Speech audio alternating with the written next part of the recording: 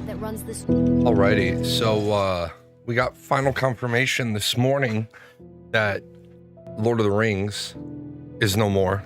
Second time Amazon Game Studios has canceled Lord of the Rings Online. Amazon cut 14,000 workers yesterday across multiple subsidiaries. Twitch was about 35% of those cuts, if I remember the numbers off the top of my head. They got rid of the Irvine, California game development studio. And that comes on the heels of Zenimax in July having canceled Project Blackbird. I think MMOs are in some serious trouble. I think we are really in a state where there's been too many MMO failures. And so it's a really big risk for companies to try to go to investors. And when I say investors, remember, companies have investors. They're called shareholders. So I think a really big problem is you're trying to convince shareholders to let you put money into these things. And the shareholders are like, sure, if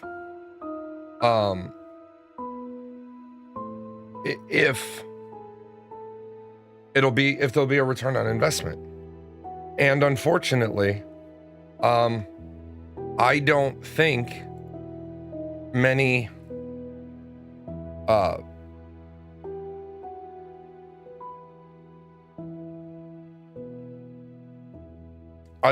too many shareholders in Amazon really wanted Amazon to have a game studio.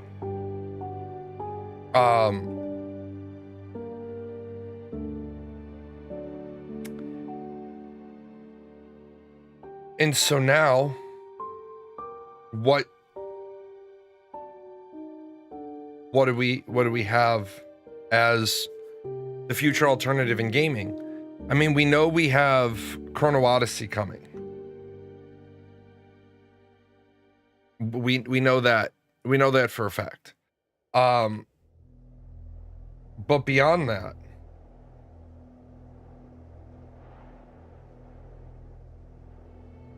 I don't know what the future of gaming really looks like now. It's a little troublesome. It's a little concerning. Welcome to the Factory Tycoon. As the director, your goal is to build your own industrial empire. Oh, well, that's... We'll get to you in a second.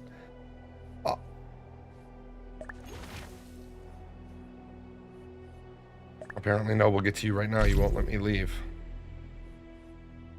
You may choose to recruit friends or NPCs as employees.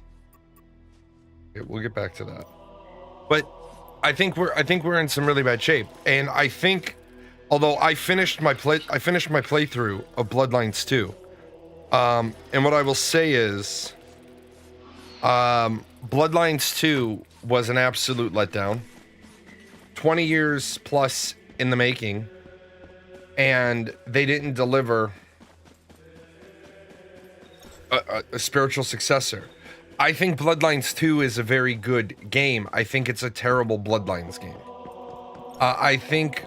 All in all, I finished it. I got to finish it again because I got the quote bad ending. I don't want to drop a spoiler for anybody that chooses to play it, but I will say I am very disappointed in the route they went with the quote bad ending route. I think the way they went about it was dumb. I understand that you want to have meaningful, impactful endings, and I appreciate that. But I think an important part of meaningful endings is that they are, in fact, meaningful.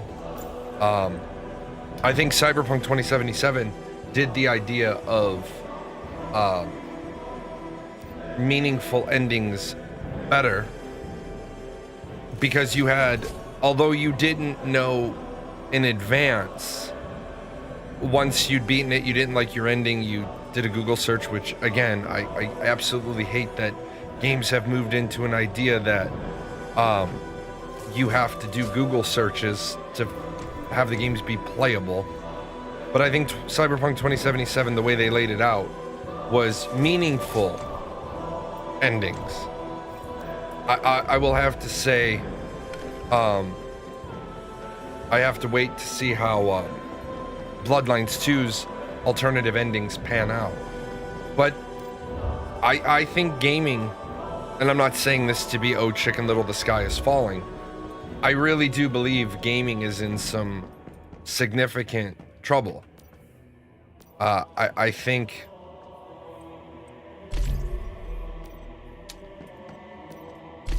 mobile is becoming too lucrative for companies. And what did AGS say? AGS said they want to look into more like AI derived games. Like, what you're looking for is you're looking for a way to make the game as cheap as possible. That's what you're looking for. You're looking to save money. And it's so weird because at this time, in this junction, there's such a need for a good MMO. Like, I truly believe this. If a game company were to make a good MMO, not a greedy one, a good solid MMO, they would have 5 million players. But everybody wants to take the shortcuts. And Tommy Lee Jones, in Landman, he has a great quote. And he says, "That's not hard work, that's taking a shortcut, which is always the longest road." These shortcuts that companies try to do, they make 50 cents today, but they leave $500 on the table. It's like, if you look, what's everybody's big, like, and you can see this reflective in people. Right now, content creators are bailing on long form content to go to short form content. Well, why? Well, because short form content is a hell of a lot easier. It is a hell of a lot easier to stream and then chop up a stream into a bunch of clips.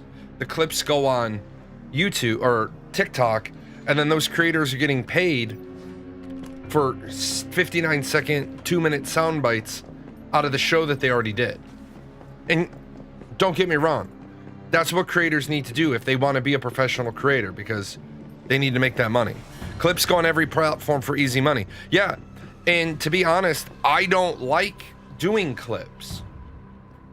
I don't want to put in the effort, and I know this is going to sound weird, I don't want to put in the effort that it would take to get my streaming back to where it was profitable to make PGN music. But I did all the groundwork a couple of months ago when my hands were still good and I wasn't in a lot of pain.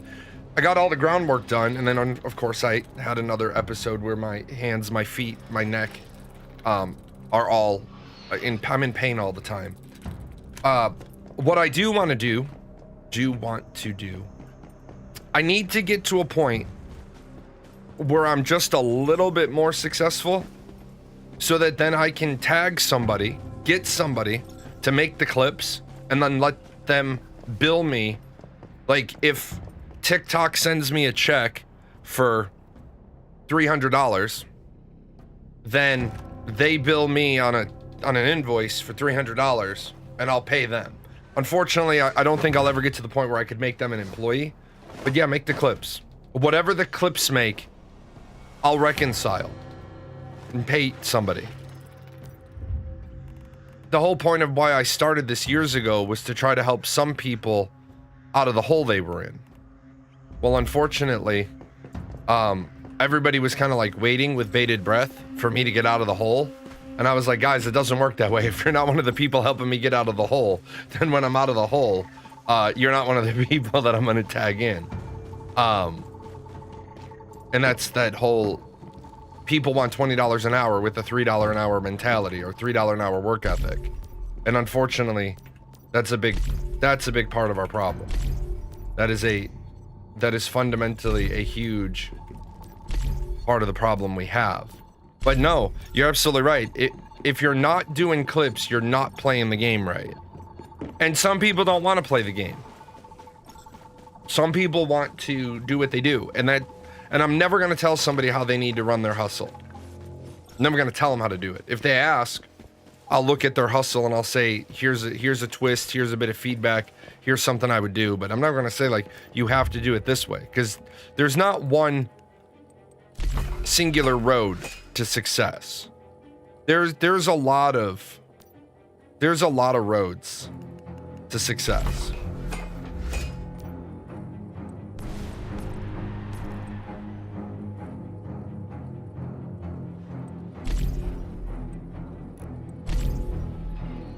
It's just like, I love this game. I love Once Human. The problem is, and I feel the only way I can show this is, a video game, if it wants to be successful, needs to start here, and it needs to go up, and then it'll have the inevitable dip, and then it'll recover, it'll go up, and then it'll have the inevitable dip, and then it'll go up. And this is where what you really see, you see with WoW. You see WoW when you see the good expansion, the bad expansion, the good expansion, the bad expansion. The problem is, that's not Once Human. What Once Human is doing is, here's Once Human in the middle, and this was the core game with Manibus and Evolution's Call. And then, instead of them going one direction that allowed them to go like this with PvE, what they did was they started with their core game, and then they did that. They put out like another game, a game inside of a game. And then with PvP, they went this way, and instead of building on the PvP, they created Raid Zone. So now you've got Raid Zone on a completely separate client. You've got Manibus and Way of Winter. Way of Winter is in the operating room with all its guts on the table as they're trying to piece it back together. You have the new scenario Deviation, which, don't get me wrong. It's an entertaining game mode. It's a crossover with Palworld, and I'll dig into it more as we go. But it's like taking a game and then saying, oh, you know what? That's not really the game we want. Okay? And then it's like saying again, that's not really the game we want. And eventually people are going to look at you and say, okay, well, what game do you want? Why don't you build what you want? Like, and see if we want to play it. Like Fractured tried really, really hard. Fractured tried for years and years and years and years and years to put together a game that people would enjoy. And mad props to them, because they worked their asses off on that game. And they couldn't do it. They got Gamigo as a backer because they needed money, and you know how it is. If every project takes money, money makes the world go round. And then Gamigo forced Dynamite Studios to push Fractured out. It wasn't ready. It flopped on its ass. And so now what they're trying to do is, what exactly? They're trying to do a rebuild. They're trying to take what they have and make it feasible. Well, it doesn't work like that. Like, I don't want to be Jalan the Crusher of Hopes and Dreams, but if you launched and you failed, then the way you do that is you scrap and you start over with lessons learned. You take what you learned, you scrap, and so you don't piss people off, you tell them we're gonna scrap, but all the people who have packs will honor those packs. Well, if you do that, how are you gonna make any money? Because those are gonna be the first round of people that advocate. What's up, Brandon? Well, what do you mean? Yeah, I'm back. I streamed on Saturday. Actually, I streamed Monday, Bloodlines 2. What the fuck? people moved in while I was away.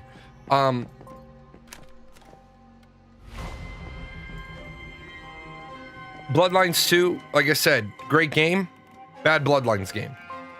Game probably would have been okay if they hadn't tried to name it Bloodlines. If they had just named it World of Darkness, Vampire the Masquerade, Seattle by Night, and then at the bottom, if they wanted to cash in on the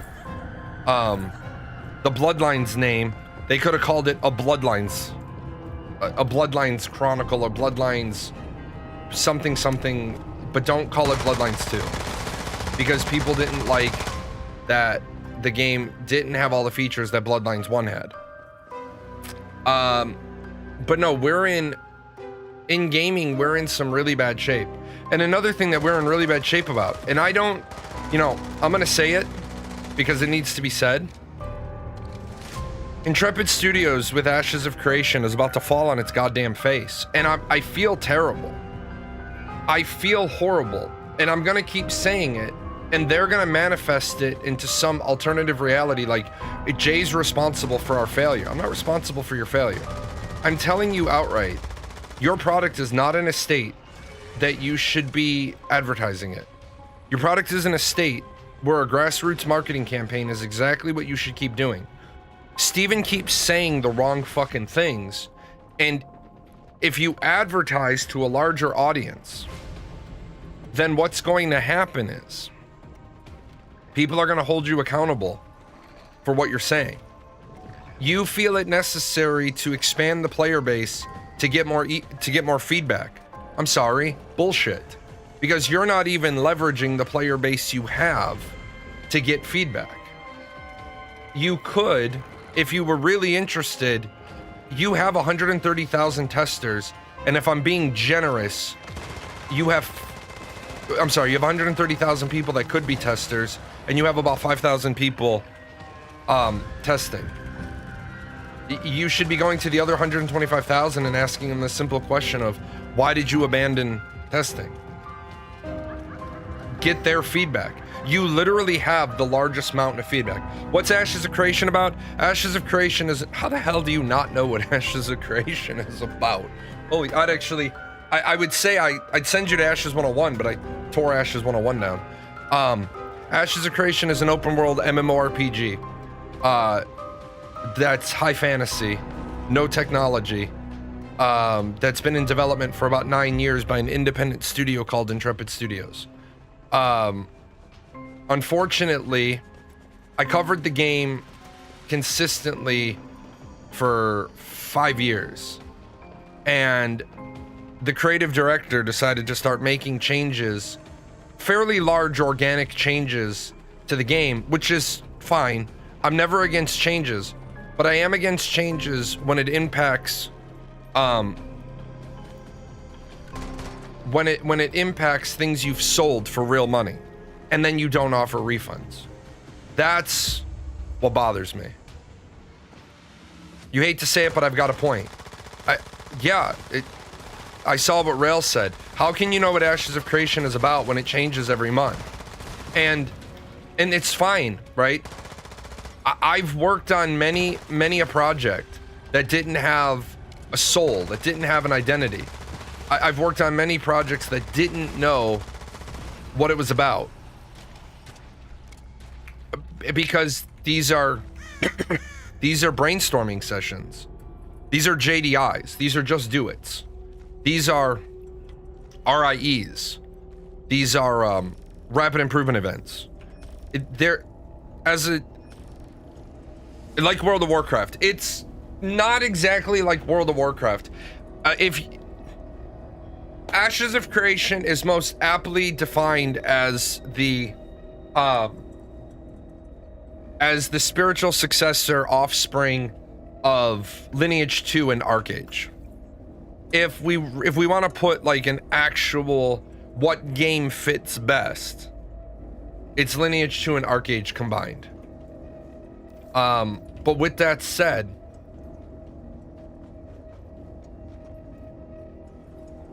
I don't want to get all psychological in the morning because I don't drink coffee anymore. Steven Sharif definitely has a God complex. And he needs followers. He doesn't think he's a god. He just needs followers. I don't know if he needs followers because he has to feed some need of superiority, or if he needs followers because of a lack of self-confidence. He needs people to follow him so that he thinks he's making the right decisions, I guess would be the closest. He needs external validation. God complex probably wasn't the right thing there. Like I said, I haven't had coffee yet. He needs external validation. And there are a lot of people that need external validation. That's not like the minority. The majority of people need external validation. They need the pat on the back. They need the good job. They need to be able to go to somebody and say, I need a vector check. What do you think about this? What do you think about this? What do you think about the other? And there's nothing wrong with that. The problem is when you have a pool of 130,000 people who've all given you money. Now, keep in mind, you have a pool of 130,000 people who have all given you at least 100, upwards of $5,000.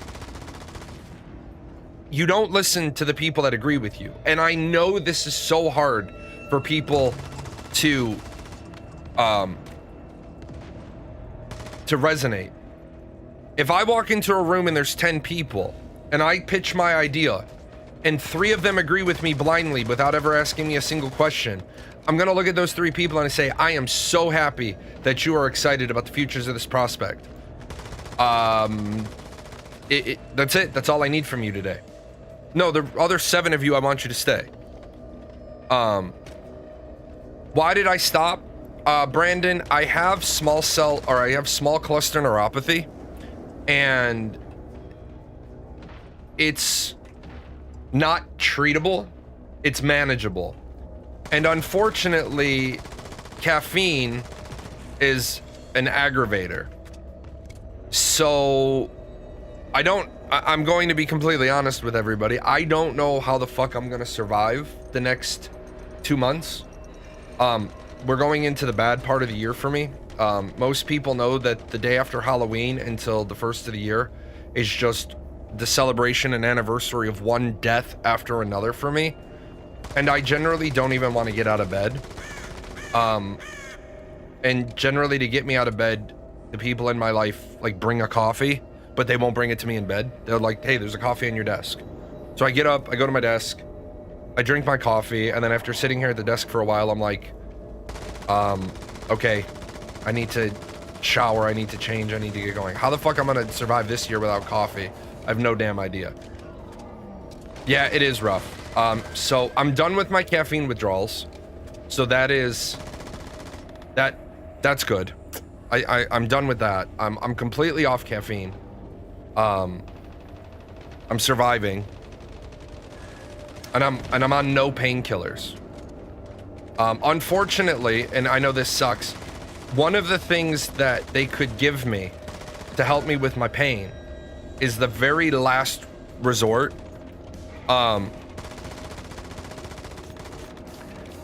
Because it's a Schedule 5 narcotic. I'm sorry, it's a Schedule 5 controlled substance, and it's highly addictive. Well, you don't give a highly addictive thing to somebody who's an addict. So we're trying to avoid that. I'm a big boy, I'll live. But I'm just hoping to get through. I'm hoping to get through the next couple of months, and then next year I'll be all set up. I ran a demo run through. Yeah, I'll find a way through. Do I think hot, relatively bitter chocolate could work as a surrogate? Yes, I do, actually. That's actually... hot chocolate works in a pinch, and then I melt dark chocolate into my hot chocolate. So, yeah, Brandon, I am an addict. It's something that I never sugarcoat. I was addicted to Percocet for about 10 years. And then I was addicted to benzodiazepines. So, It took me a long time to just admit an addict. But you can spend all your energy hiding the fact that you're an addict. I had a really great counselor who was retiring, and she's like, look, I'm retiring and I'm writing a book, and I want to talk about you in one of my chapters. I said, go ahead. She gave me the release. I signed the release. She said, this is our last session together. I said, cool. Do you have any questions for me? She's like, I do have a few. We went through some questions so she could start writing her book. And then she says, I have a few things I can say to you now that I'm not going to be your counselor next week. And I was like, what's that? She's like, you waste all of your time being ashamed of the fact that you're an addict and you hide it. And I said, well, yeah, it's embarrassing. She's like, yeah, but then just tell people you're an addict and just own that shit. And then you won't be wasting the time hiding it. You'll be using, like, what's somebody going to say to me? Oh, you're an addict? Yes, I am. What's the next 5 words? Like, yeah, I'm an addict. And what? It's not your devil, it's my devil. I'm the one who has to manage it. And it's become so much easier to manage it since I'm not trying to constantly not lead on or reveal. Like, I don't know how some of you did notice, but there were days that I would start to stream and I'd be fucking high off my ass on painkillers. I watched some of my old VODs. I swear to God, I can't string together a sentence for 45 minutes. It takes the first 45 minutes of the show for my brain to wake up enough for me to put a sentence together. Oh yeah. And Brandon, I will be the first one to say, the military, because I was really, really good at my job, and the military didn't want to see me get med-boarded. When I say this, I'm being completely honest. My prescription for Percocet was 2 to 4 tablets every 4 to 6 hours. So I was taking 4 Percocet every 4 hours. I was fucking Dr. House, man. I was a functional addict. I was chewing Percocet throughout the whole day. It was so bad. I was getting up in the middle of the night to take Percocet to go back to sleep, so I wouldn't hurt in the morning when I woke up. But I was able to do my job because it's like being a functional alcoholic. Once you get used to that level, you just function at that level of consumption. But now, like, I don't want to take anything. I don't even want to take aspirin unless I have to. Yeah, the doctors did that to me. Man, it was, and let me tell you, it's not like, people are always like, oh, well, when you're an addict, you're picking your drugs up on the street. Dude, I wasn't picking my drugs up on the street. I was picking my drugs up at the base pharmacy. I was walking in, and they were just filling my, and it was like, it got to the point, man. I went in for my pills, and they just had my next bottle ready. Like, nobody gave a shit. It was just like, Captain Jalan's here, give him his pills. fucking Pac-Man, man. Num num num num num num num num. What's Captain Jalan doing? Oh, he must have eaten the power-up pill. He's chasing ghosts for the next 30 minutes. Just leave him the fuck alone. Just turn up some techno music. Turn down the lights, he'll be fine.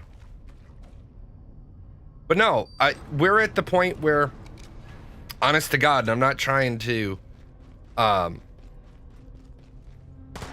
think it's a travesty what happened to the Amazon Games studio people.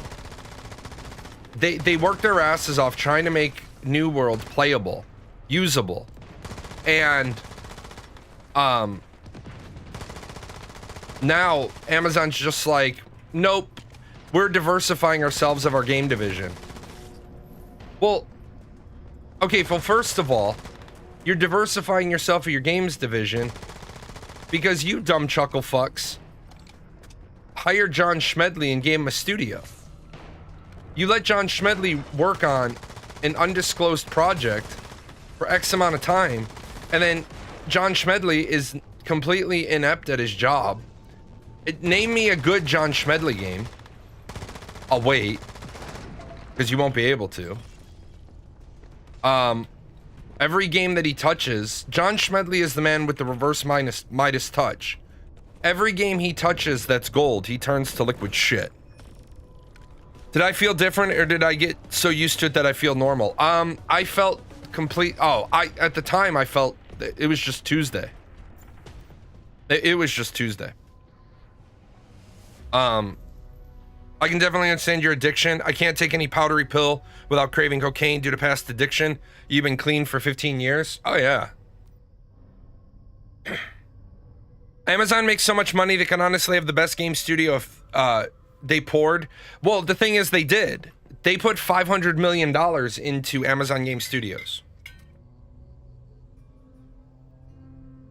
Rail, if you're around, do you want to knock out our weeklies? I don't know if Rail's here.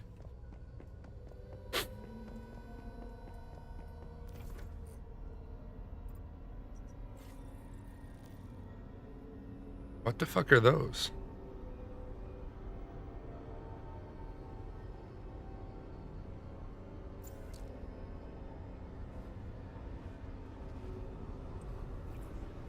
Just let me know when you're ready.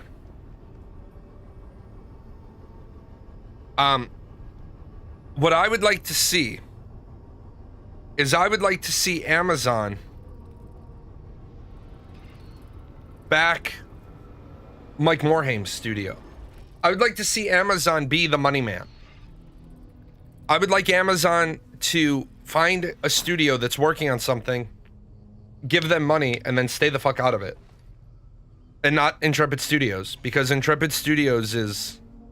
Ashes of Creation had a great idea. And...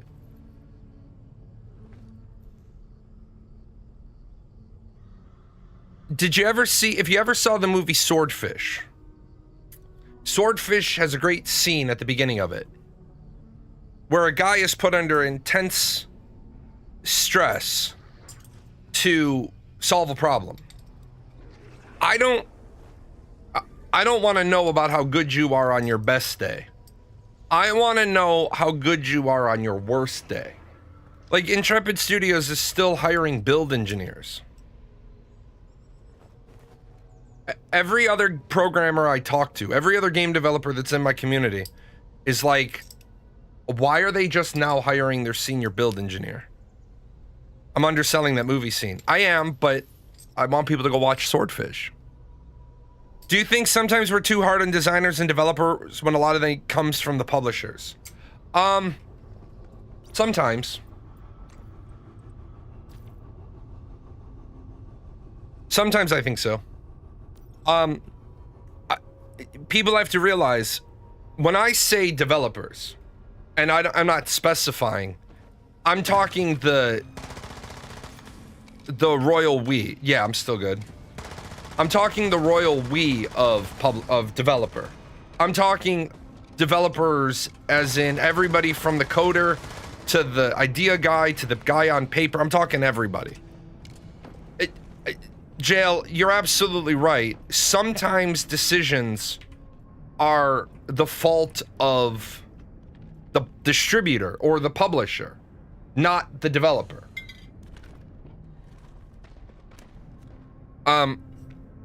But as you've heard me say, and I'll continue to say, the biggest lot of blame goes on to the player. The biggest lot of blame is the players. Because the players ask for things, and then those things get delivered. Fuck. Oh, you're behind the wall. And then those things get delivered, and then the players don't use them. The players don't play the game. I was completely flabbergasted a couple of years ago when I was in the Ashes of Creation Discord, so it's got to be about 4 years ago now. I was in the Ashes of Creation Discord. I was talking to a person who was in the New World original test. And the person said, well, I gave them a lot of feedback that they needed to turn the game into more of a modern RPG. And I was like, well, why? they said because an open world survival game isn't going to work. And I said, okay. And I forgot what I said to them. And then they said, yeah, but I have no intention of playing New World. Then why the motherfucker are you giving feedback? Why are you giving feedback on a game that you have no intention of ever playing? If I was rich and I could buy rights to old games, I'd bring like Xenogears. Oh yeah. Oh yeah. Xenogears was... Those guys are new. Oh, I must have hit them through the ceiling.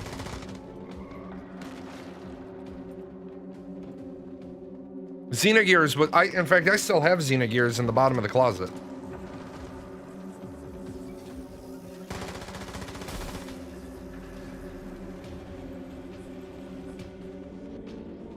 I might bust that out. Actually, I'll probably just find it on an emulator. We think we know what we want until we get it. How can developers and publishers get around that? How can they differentiate from what we want and what we say we want and what we actually want? Here, Jail, you want to know what the answer to that is? Developers need to stop fucking listening to the player base. What they need to do is they need to look at the independent market research and only pay attention to that and then build for that. Developer needs to build a game that they want to build, and they need to build it good, because Field of Dreams that shit. If you build it, they will come. And Steven Sharif, of all people, he said that. In the early days of Ashes, he said, if you build it, they will come. Then why the fuck did you get so goddamn concerned with what people were saying about your game? Just build it. If you, like, I am supremely confident. Supremely confident.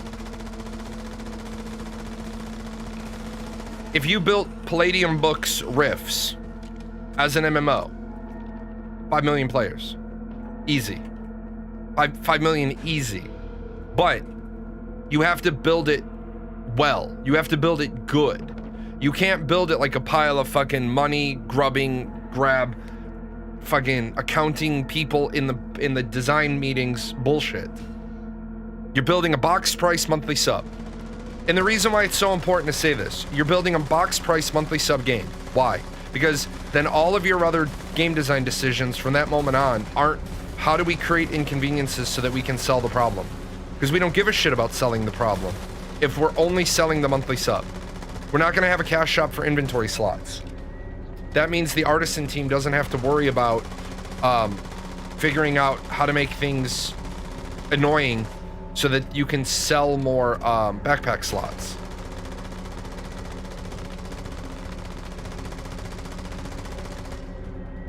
So to get philosophical, I guess, are game designers trapped in the what we want then? What if they ignore us? Yes, that's exactly where they're trapped. Because remember, they have investors.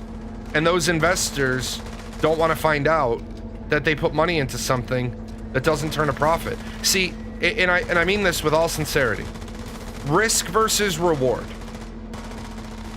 Kickstarting games is the worst thing to ever do. I will tell you, as a business owner,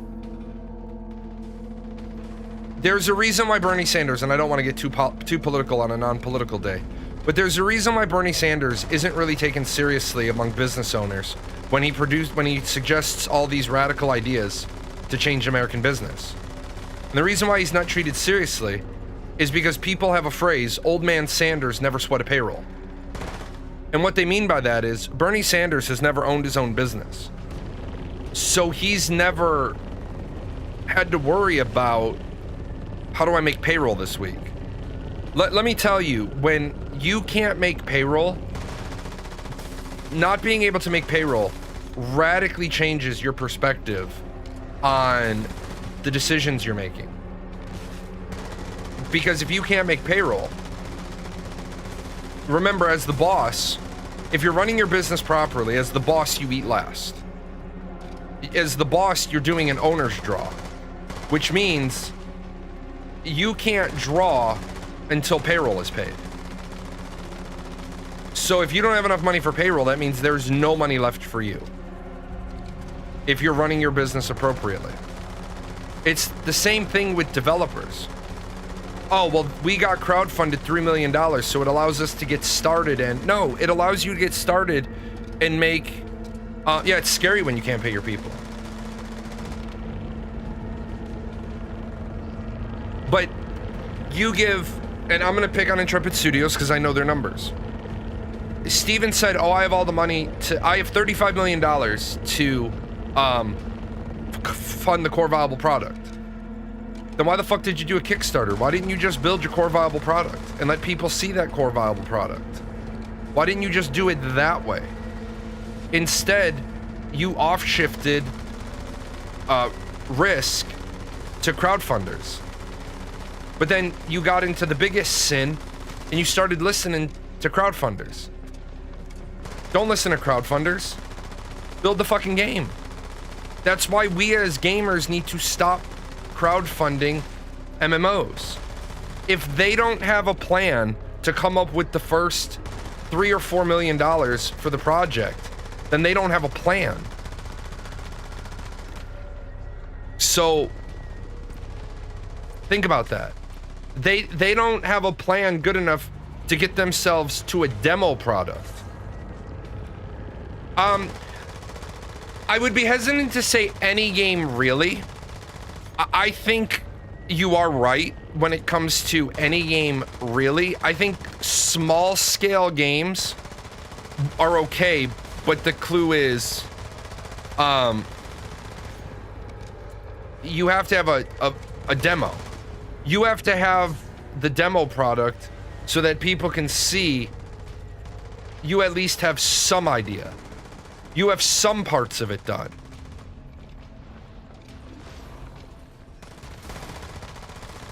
And you said Ashes, you had to sell jewelry? Yeah, I never got to that part. I had to go a couple of weeks without an owner's draw. And then we had to make some changes, but I never got to the part where I was selling my own assets. And Ashes isn't even that great of a project. I'm gonna disagree with you, and I'm gonna split it in half. I don't think Ashes is a great project anymore. I think Ashes started off as a project amazingly. I think as a project, they were spot on. I think where they lost the narrative was they started all their decision making by committee, and a camel is a horse designed by committee.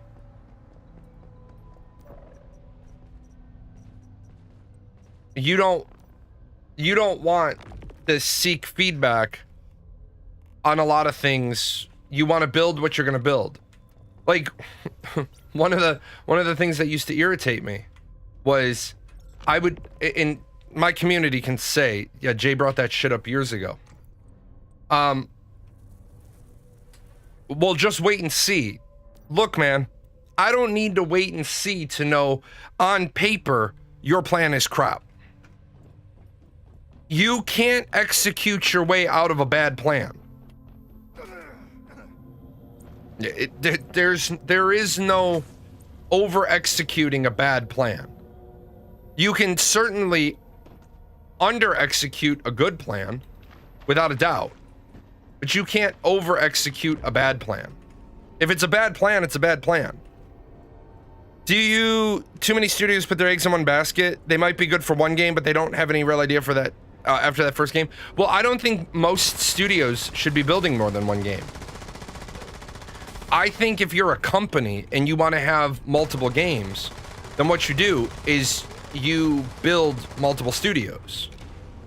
Even if they're in the same town, even if they're in the same building, even if they're in the same office complex, you differentiate them. And you differentiate them in such a way where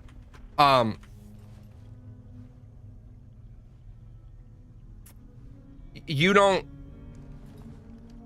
each team is its own team. So you don't go into other teams borrowing their assets, because if you need that person over here, then the team they're on needs them for the same reason. I think there's too many game studios that are robbing Peter to pay Paul. Like Square Enix does this constantly. And it's one of the reasons why Square Enix needs to stop, or they're very quickly going to be right back to being in bad shape again. Yoshi P gets bounced around, taken off one project, put on another project, and that's great for a problem solver. But he's not a problem solver. He's a creative director. I don't know what you mean by you can't do that with a new IPO. I'm not sure what you're trying to say there. But Yoshi P gets bounced around Square Enix to save all their projects. Well, every project they take him off of then suffers because you're taking leadership off of a team. You gotta have people that are problem solvers. I was a problem solver. You go fix this. I don't know the first fucking thing about fixing that. Well, learn. Oh, shit. But when they did that, they didn't pull me off something else. It was, oh, you got this fire under control. Go fight that fire. Oh, okay.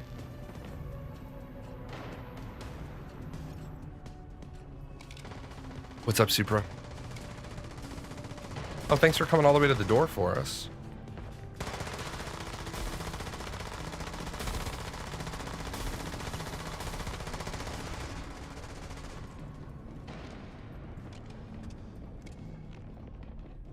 Square Enix has the name. The people who are making extra creation are... Oh, yeah, you didn't mean IPO. You meant IP, with the new intellectual property. IPO is initial public offering. I was like, what does stock have to do with it? I know what you're saying now. You're right.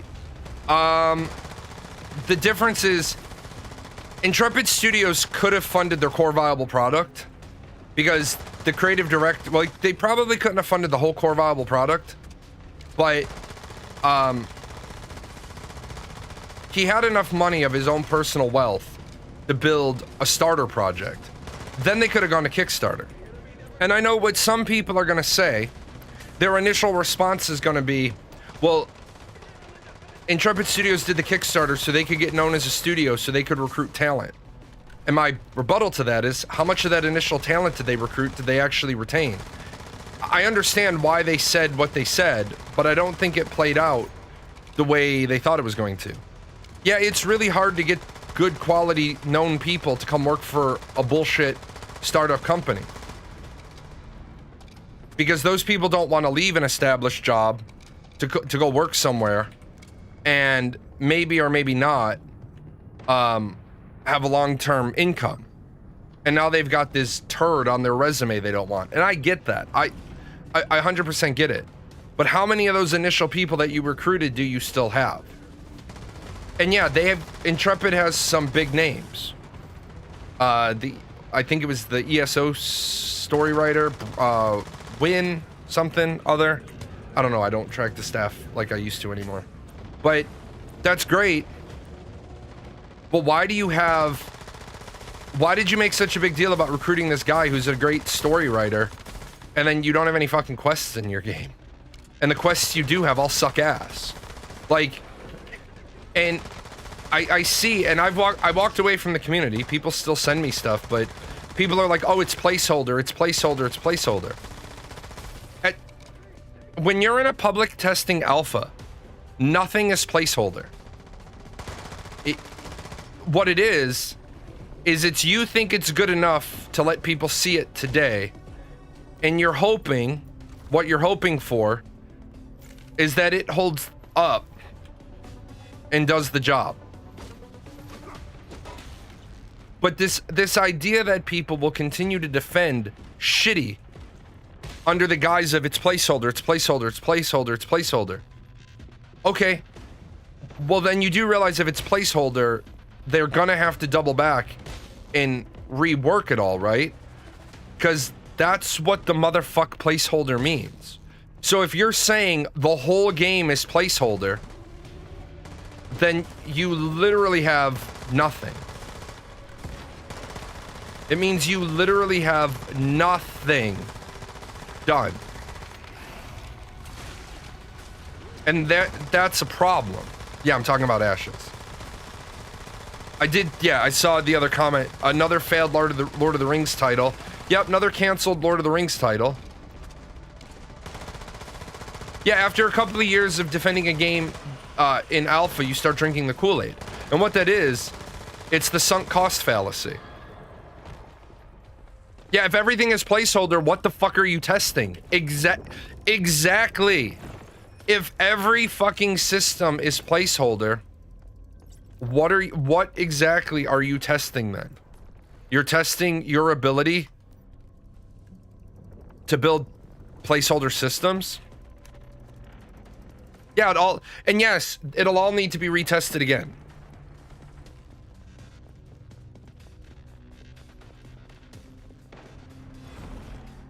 It's sad that they're showing the game as the hopes people will give approval that it's good enough because they don't know if it is or not. And ready? They don't have to go very far. They only need to go to their own fucking Reddit. At one point I would have said they only need to go to Reddit, but Reddit tends to be toxic as fuck. Go to your own Reddit. If your own Reddit is ripping you a new asshole, if the creative director got downvoted to oblivion on his own Reddit, there's no need to look elsewhere. Opening the guild storage has memory leak. And then immediately somebody says, hasn't been happening to me. Well, gosh, I think that's part of what alpha is for. To discover bugs. I found this bug. Oh, don't talk about it. We don't talk about it. Or people are just in straight denial. Like, I've heard people say Ashes of Creation is launch ready. The fuck are you talking about? Ashes of Creation isn't even Alpha 2 Phase 3 ready. But you've got fucking fanboys who are like, it's launch ready. No, it's not.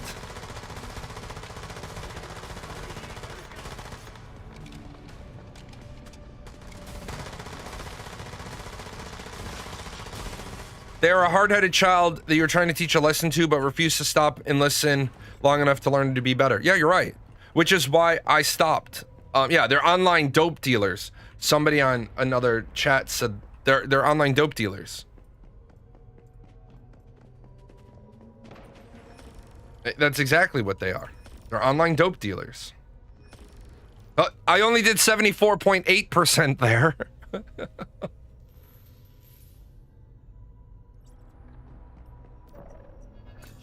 I gotta try harder.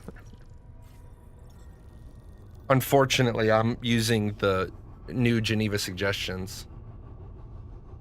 Can't report bugs in Ashes. Remember that one guy got banned? Yeah, guy got fucking banned for bug reporting.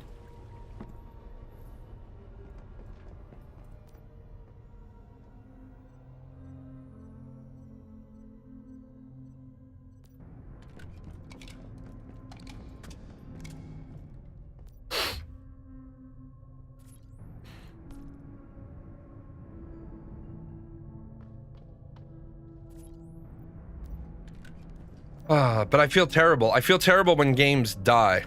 I never bought into the whole Ashes thing. Something just seemed off about it. You know,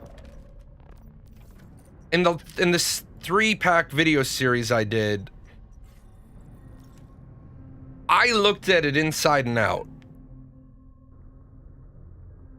And in retrospect, I should have realized something was off about it. Because everything was being said right. And when everything is being said right, that's a really good indicator that something is wrong. When everything is right, something is wrong. And I know that sounds weird, but when everything is right, something is wrong.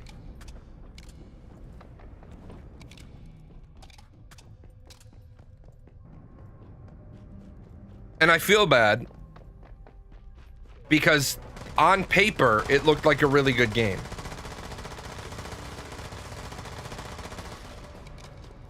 I legitimately don't think the MMO genre is going to be in a really good spot again, or at least not until there's a gross overhaul on how the genre is handled. No, I agree with you. And one of the biggest problems with how the genre is handled is, truth be told, listening to too many people.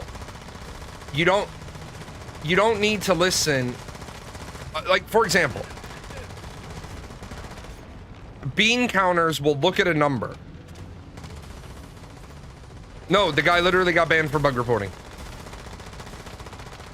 I don't have all the details at my fingertips, but the person literally was in testing. They replicated the bug, they submitted the bug report, they didn't exploit it, and they got banned. I think it's pretty simple.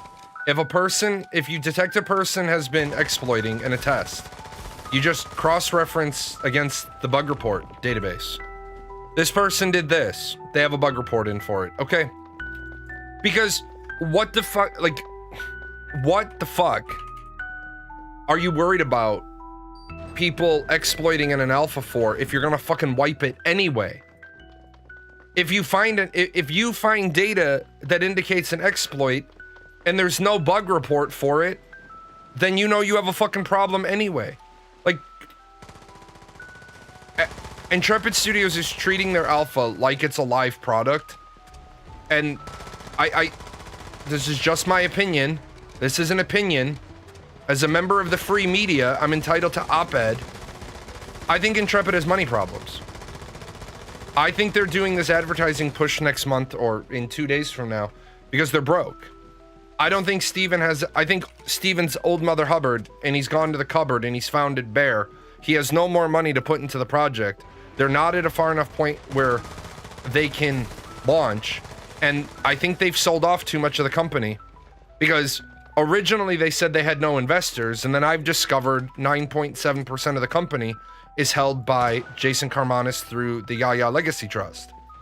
Well, if you've done that with one of your loans and you've taken out several, if each loan allowed for 5% conversion into preferred stock and you had 7 loans, that's 35 plus 9.7, that's 44%. That means you don't have much of the company left that you can leverage in sales to make money. And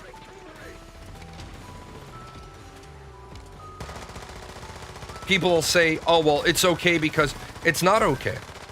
If you said you have no investors and you had investors before you ever even did the Kickstarter, then if you get sued, you are going to have a fucking hell of a hard time testifying, because the first question I would ask, and remember, I'm a pre-law fucking nobody.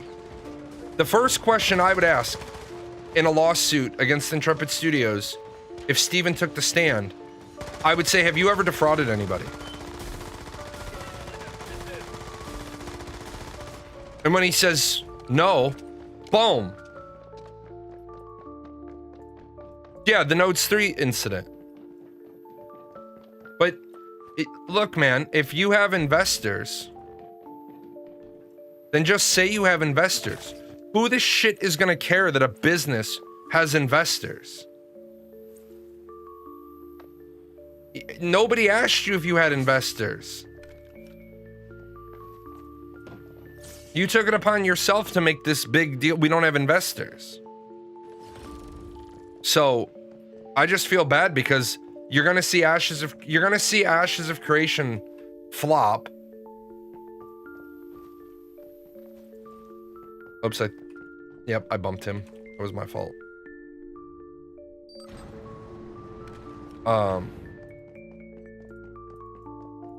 You're gonna see Ashes of Creation flop. And then it's gonna hurt the future of all crowdfunded games. Do you think the problem is so many games are being made by people that aren't business people? No, I think the problem is too many games are being made by people who are business people. And business people aren't creatives. And business people shouldn't be making video games. Business people should assemble a team and say, okay, we've assembled a team, build the game. And then I'll be back in a year to get a status update.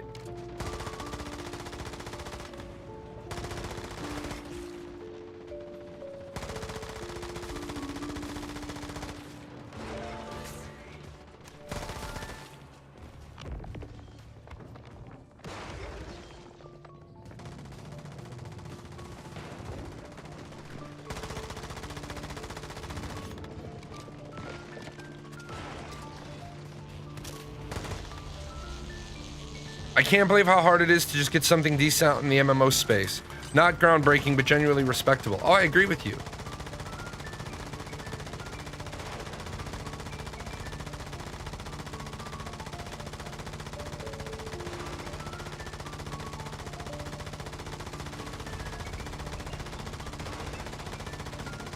Reloading is optional. But who's really just going to trust the team with millions of dollars in a plan?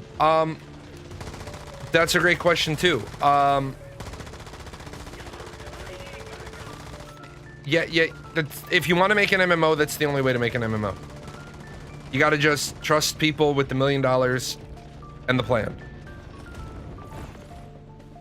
Because you're not trusting, you're trusting the layout of the plan.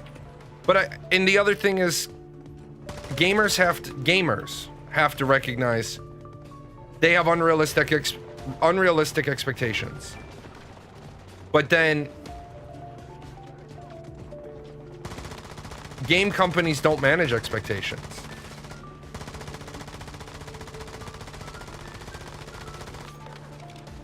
And if game companies would just manage the expectations properly,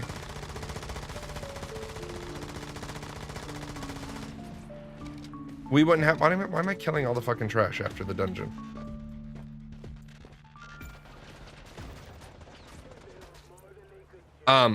If game companies would properly manage the expectations, like instead of saying yes to everything, just say that's not our direction with this title. Is there going to be open world PvP? No, it's not an open world PvP game. If you want to determine the success of a game, look at the leadership within the development studio. Yep.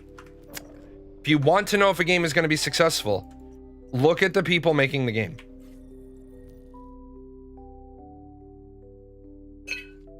Like, just like a good coaching staff in sports, right? That's why my big talking point is not every good idea needs to even get out of the idea room. Look, we're gonna have a brainstorming session, and in this brainstorming session, at the end of this session, we're gonna walk out of here with the things we're gonna do and the things we're going to put in the parking lot. And the things that are in the parking lot, you're not a bad person because your ideas went into the parking lot. We're gonna revisit your ideas after we build a viable product. Like, for example, Steven talked about once, and all the community fucking had boners for days about it, talking about how a developer came in and they had like a 26 some odd page presentation on Mendelian genetics for the animal husbandry program. Okay, that's great. And I would have applauded that person. I would have said, I love the initiative. But that entire thing is going in the parking lot. That entire thing is not something we are even remotely going to start entertaining until at least beta 1. That, if anything, will be a quality of life update, an interim quality of life update. We're not even going to tell the audience. We're not even going to tell the community about it because we're not doing it. It's a great idea, but we're not telling the audience about it because we're not doing it.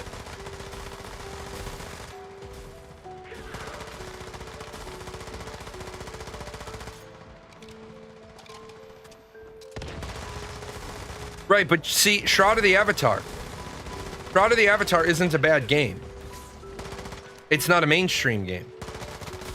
It's not a bad game. It's just not... It would have been a fine game for, It would have been a fine game for 15 years ago. For example, take Brighter Shores. I can't think of the guy's name right now, so you'll have to forgive me because I'm currently dodging Rosetta. But it's made by it's made by the maker of RuneScape. I can't think of his name. It'll come to me. Everybody thought Brighter Shores was going to be this amazing fucking game. Like, it was going to be fucking perfect. It was going to be great. I thought it was going to be good. It came out and it was dog water. Why? Because the developer went to the same well twice. Look, man, you already released RuneScape, and it made billions of dollars. Right? The next game needs to be Mo Betta. Andrew Gower, that's it. And I'm not shitting on Andrew because he made a game and I can't make a game. But my specialty isn't making games. My specialty is CPI, continuous process improvement. You made RuneScape and it was a great game. It was a hit. It is gonna go down forever as cornerstone legacy of online gaming, MMOs, isometric, 5 or 6 things. It holds a world record for the most number of accounts ever created. Yeah, Where Winds Meet is on the list. That's November, right? I don't have my game calendar directly in front of me. Yeah, November 14th. Yeah, I'm gonna check it out. Now, I'm gonna check it out. Do I think it's gonna be game of the year? No. Do I think it's gonna be game of all time? No. Do I think it's gonna be game of the century? No. Do I think it might be biggest surprise of 2025? Yes. Yes, I think Where Winds Meet might pull off biggest surprise of 2025. I think it has the potential to walk into the ball and turn some heads.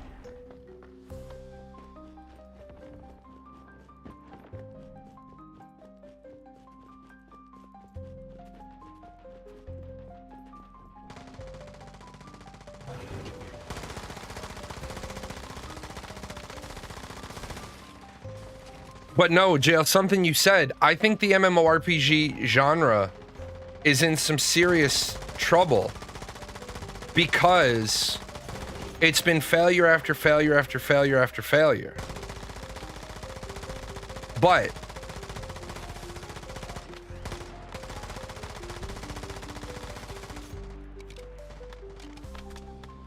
remember when everyone was hyping Age of Wushu?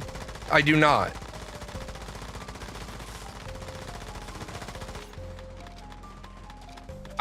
A huge part of things, like I said, is the fickle nature of gamers. Gamers are fickle.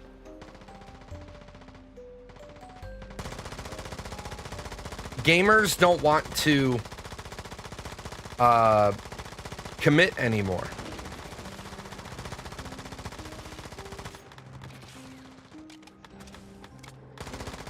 Gamers, I think, unfortunately, we live in a world where there's more reception to negativity than there is to positivity.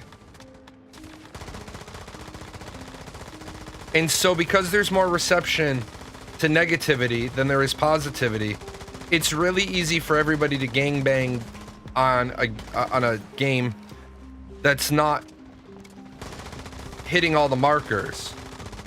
And people don't even, like, I'm not allowed to have an opinion that I think the lore in Bloodlines 2, and now that I'm finished with the game, I will say the lore is absolutely done right.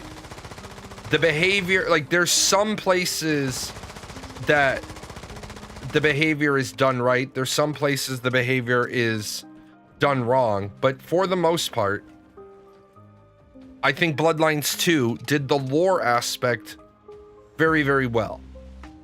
Very, very, very spot on. Not everybody's going to be happy about that. But who was the game made for? Was it made for average, run-of-the-mill, casual gamers? Or was it made for World of Darkness fans? And I think 20 years after the release is targeting older World of Darkness fans, because remember, and I'm not trying to be ageist or exclusionary, but the majority of people that are playing Bloodlines 2, they played Bloodlines 1, maybe, but there's no way in hell they tabletopped 3rd Ed. 3rd Ed is fucking forever and a day ago. There's 4th Ed has been out, and it's not even Vampire the Masquerade. 4th Ed is Vampire the Requiem. So a lot of people are like, well, this isn't like the red book. You're right, it's not like the red book. It's like the green book. It's not supposed to be like the red book. It's a completely different setting. And so it hurts my soul sometimes listening to people complain about stuff that they shouldn't even be complaining. Like, look, your complaint is that the pizza on the Chinese buffet is bad.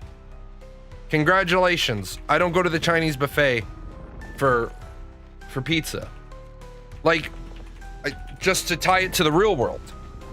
We have a great Chinese buffet here. What did the Chinese buffet do over the years? They added sushi. Okay, they added sushi. Okay. Chinese buffet, sushi. Okay, we'll go with that. Then they added hibachi. Okay. And then they added crab legs. You can kind of see where I'm going here. Well, every time they added one of these new things, the price went up. Well, now it's $16 for the buffet. But I can go to the stir-fry place for $12. Well, now we have a problem. Because I can go get better food for less money. And the moment I can do better for less, that's where I'm going. Now, you don't go to a buffet for the food. This particular place, I do. Like, and I get it. I go to the buffet not because I can eat all I want, because I'm no longer a fat kid. I turned in my fat kid card. I go to the buffet because I can get a little bit of this, I can get a little bit of that, I can get a little bit of this, I can get a little bit of that. I can get a little bit of sushi, I can get hibachi, I can get a little General Tso's, I can get a little Mongolian beef. I can get a little bit of everything and not, you know, not be stuck with just one entree. But when my wife and I were struggling financially, we lived here when she was in E4, I was in E5. We went to the Chinese buffet. Why? Because that was it, man. We went to the Chinese buffet on Saturday for lunch, and the expectation was you might have something small for dinner like toast, and that was a day's worth of food. We were getting our, I think it was $9.99 back in the day. We were getting our $9.99's worth. Oh yeah, you don't get the best food, you get quantity and variety. Okay, then yeah, I agree with you. With that said, you got too many people that are trying to turn MMOs into not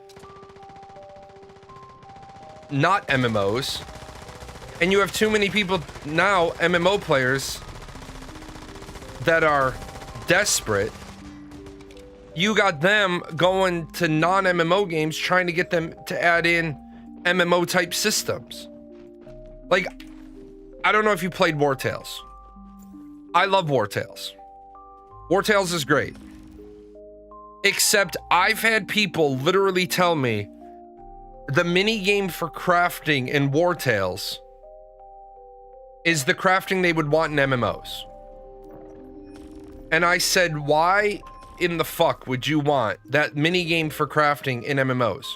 Well, because then it's just not press a button and get something. It is literally something lights up and hit it. It is whack-a-mole.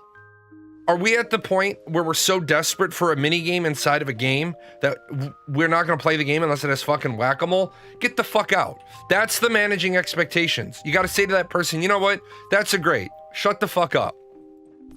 I'm more than happy to entertain a good idea. I'm not more than happy to entertain a dumb as fuck idea. And that idea is dumb as fuck. You don't want meaningful progression in skills. You don't want meaningful progression in blueprints. You don't want meaningful progression in infrastructure. What's gonna do it for you, what's really gonna make you chub up and lift the desk is whack-a-moling lights. I'm sorry, you're not our target audience. What do you mean I'm not your target audience? I've been a lifelong MMO player. You're not our target audience because your IQ is lower than that of a houseplant. We don't think you're a good fit for our game. Like, come the fuck on. Now, I get it. Not everybody wants a system as complex as EVE Online. And I get that. I can respect that. But I don't want to play whack-a-mole. I do not want to play whack-a-mole. I think the Final Fantasy XIV crafting system is okay for the big items, but I don't want to have to play a 20-minute game to make fucking ingots. Statistical progression is more important, so I put my time in acquire recipes so I make top gear. I'll do you one better. What if the acquisition of recipes wasn't done by progression in your skill, but by progression in your blueprints?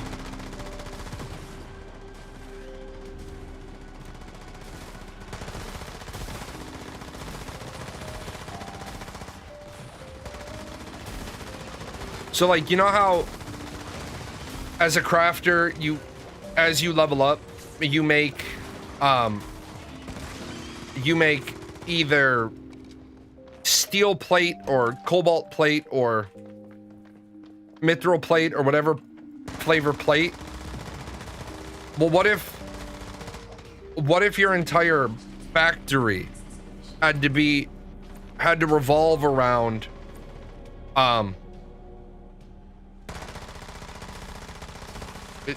all the parts of it had to be designed for working with mithril or working with iron or working with steel? Because then instead of just making it like a 2-second process, then crafters feel like they're being treated seriously. How do you make it more meaningful? Okay, well, one way you can make it meaningful is that if you have a blacksmith in your party when you go into this dungeon, then when you get to a certain junction, that blacksmith can open the door to the left, because that takes you to the master blacksmith of the region, and the blacksmith needs to go there to learn how to make things. So you have to run the dungeon, and then let's say he's got like 10 recipes. You go in there, you try to learn all 10. After you learn one, the master blacksmith's like, let's not be greedy, my boy. Let's go. I'll teach you another one when you bring me back a master crafted one of these. So you ran the dungeon. People are like, I don't want to run the same dungeon over and over and over again. Okay, well, what if you had to run the same dungeon over and over and over again because it was meaningful? The meaning is you have to escort the blacksmith through. And then the guy after like the third dungeon says, all right, well, I'm going to meet you at XYZ because we're going to need to go to the top of the mountain. But Jay, all you're doing is making people repeat content. Yes, you're right. We always have to have repeatable content because we can't make enough dungeons that the players can only run them once ever. So what we do is we make the first, let's say it's 3 sub bosses and the final boss. Well, they do the 3 sub bosses, and then before they go to the final boss, they go a different direction. And then maybe one of the times where you take this guy, you know, there's a spider queen instead of a golem. You can always add in the fuck you surprise factor. Well, Jay, I thought we were talking about crafting. We are talking about crafting, and we're talking about how we take crafting, and it doesn't have to be an afterthought. It can be right in there as a key core component of the entire game. But players are like, I don't want to work hard. I cannot add a cross-platform chat overlay. It is against Twitch's terms of service. Twitch allows you to multi-stream. But you may not display the chat from any other platform. I'm working on something But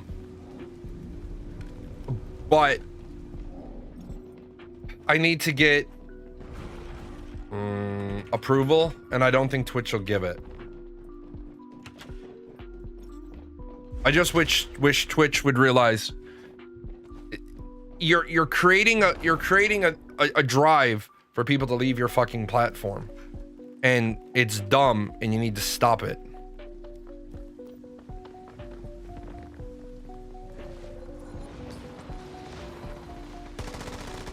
Stop giving people a reason to stop streaming on Twitch.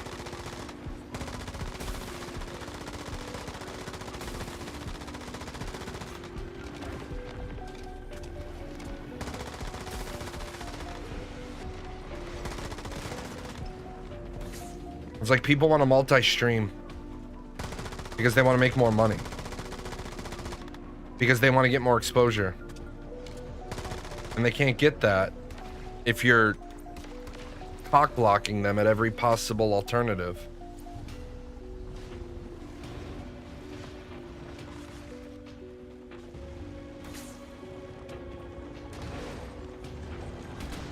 Damn it. Oh, got him, barely.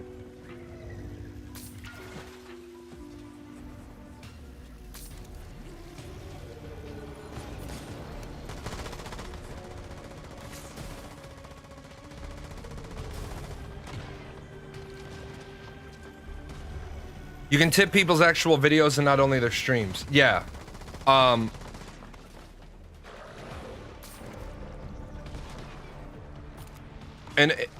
a big part of what's going on with creator content money is the majority of creator content money on YouTube was advertising dollars. Well, I don't know if you guys have noticed this, but in recent years, advertising dollars have dried up.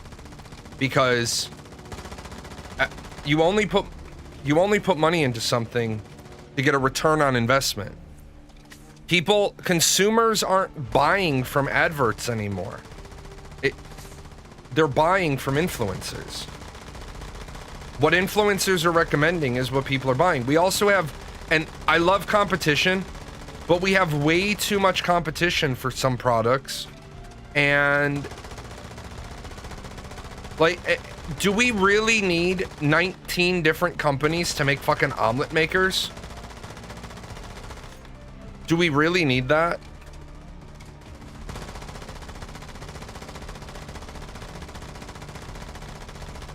Like, what does your omelet maker do better than the other omelet maker?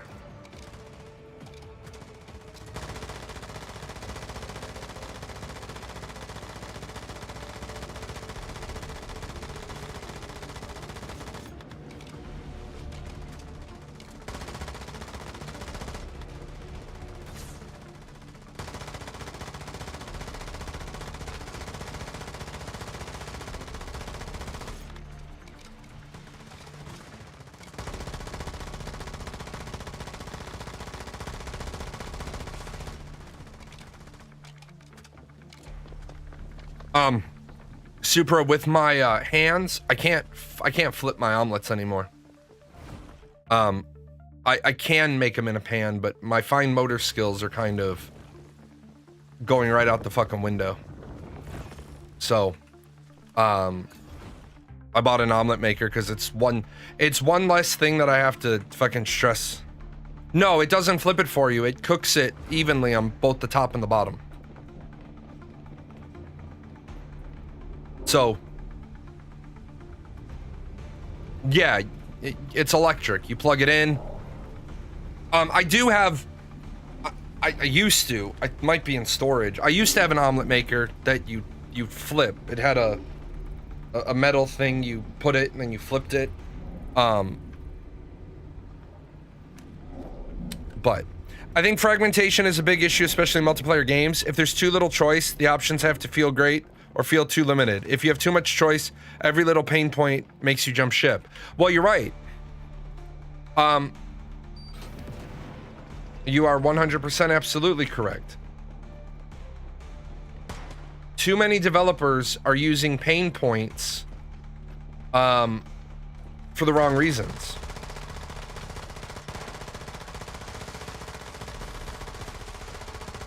But again, too many developers are developing games with the idea of what game do we make in order to make money? That's the wrong fucking question. The right question is, what do we think? Like, if it pisses me off when I hear that there are companies that are in beta and you ask them a question and you're like, well, what's your monetization model? Oh, we're not quite sure what our monetization model is. Bullshit. You already know what your monetization model is. Because if you don't know what your monetization model is pay to win. I don't know only means pay to win. Because again, if I won the big ass lottery and I could put 300 million towards building an MMO, the very first thing I would say to people is, I have just won the giant ass lottery. I put 300 million into a game company. I don't need to make any fucking money on this project because this project can go tits up and I'm still a fucking multimillionaire. With all those things said, we're doing box price and monthly sub. And if somebody says, well, the research says we're doing box price and monthly sub, which means you have the creative freedom. Okay. You have the creative freedom as you build to build what's good. You don't have to worry about building what's profitable. Just build what's good. I hate these fucking phased dogs.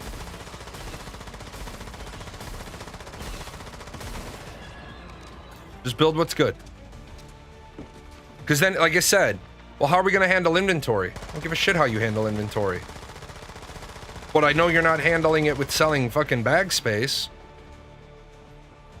I think we should have 3 rarities of every gatherable. Okay, talk to me. Why? Why should we have 3 rarities of every gatherable?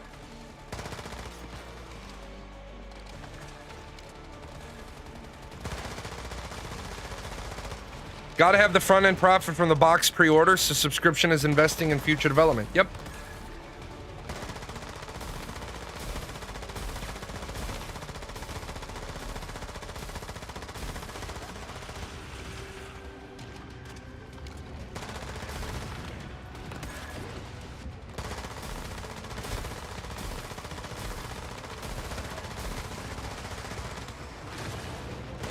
I want to be on the ground when you throw your temper tantrum, thank you.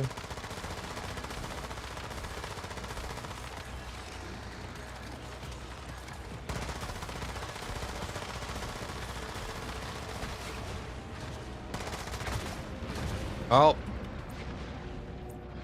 Started throwing his temper tantrum after the phase. Have I heard of Monsters and Memories? I have not.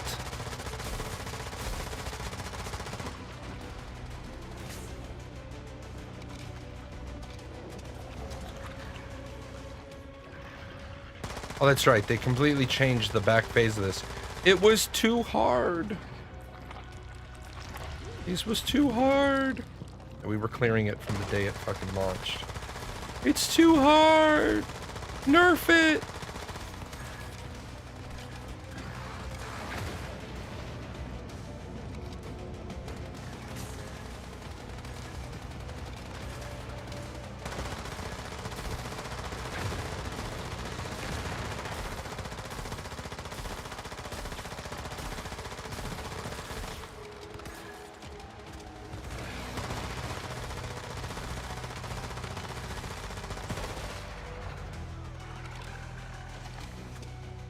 What's Monsters and Memories?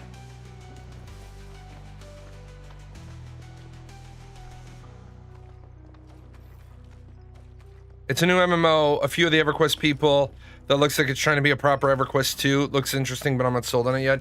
To be honest, I'm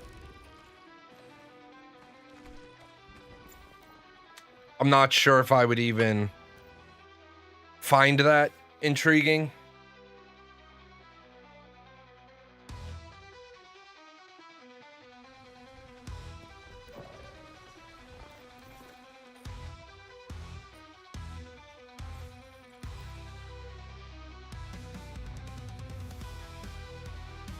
Yeah, everybody in Once Human complained that the game's too hard, so they dumbed the game down like the players asked, and then it's game too easy, nothing to do.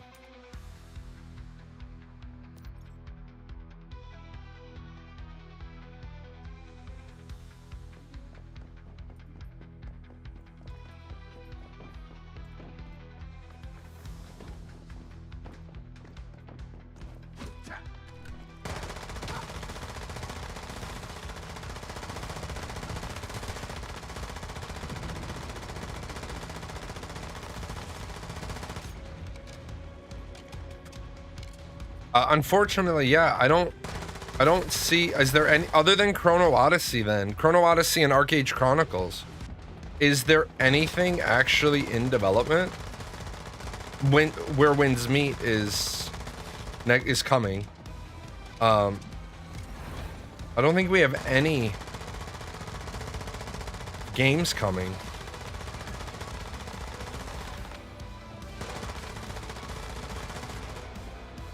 EverQuest in general doesn't enthuse me. The gameplay loop is boring. Go kill stuff, then kill different stuff, then repeat until level cap. Yeah, but unfortunately that was the gameplay loop of early MMOs. And I don't blame early MMOs for having that gameplay loop, because it was a hard enough achievement for them to just get the game out. They didn't have the ability to create hundreds of quests. But then see, what pisses me off though, what pisses me off is people who complain that there's nothing to do in a game, but then they don't do any of the side quests, or they don't know any of the lore. And you're like, how the fuck do you not know any of the lore of this game?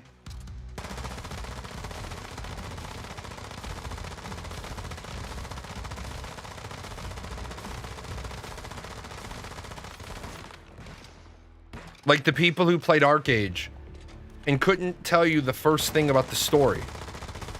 That's not what I play the game for. That's fine, that's not what you play the game for. But damn, could you at least try to be immersed in the game?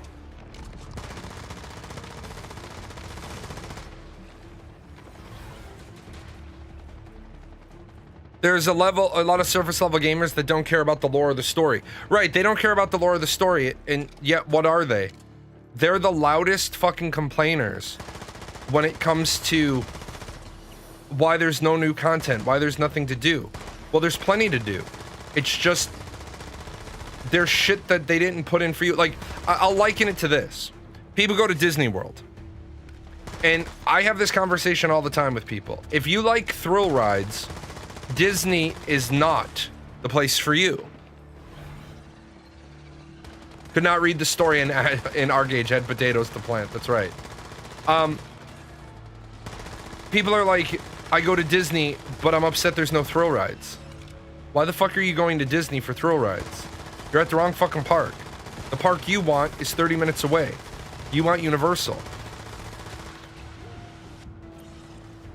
People that go to Disney and they're like, well, I got through everything in 6 hours.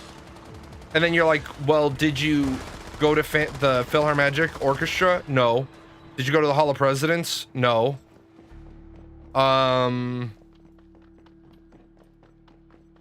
Did you meet any characters? No. Well, then you didn't do everything. You did the shit you wanted to do. Well, yeah, but I just want there to be more of the stuff I want. Then build your own fucking amusement park, right? If you want there to be more stuff that only you want, build your own shit.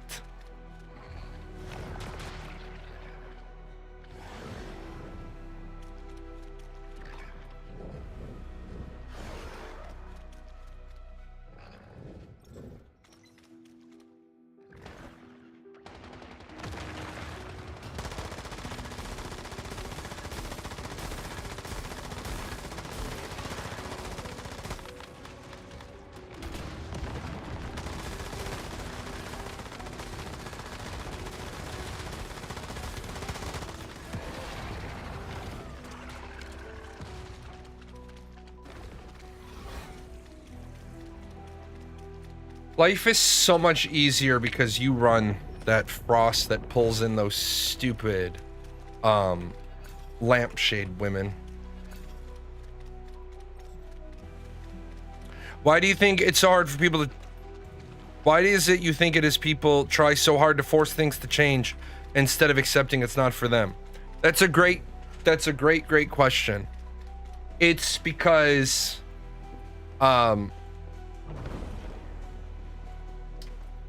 people are self-interested, and people don't understand that just because you want it a certain way doesn't mean everybody wants it a certain way, and you're not in a position to make decisions because you're not in a position to have all the information, and you're not in a position that you can extrapolate information based on other similar scenarios. So you're going with the whole, well, what I think is, and what you're really saying is, my gut feeling is, and that doesn't work. Because you don't know shit about shit.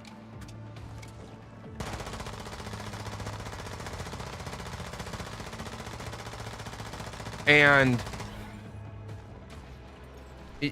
it's like you don't like crafting. Yeah, people think their way is the best way.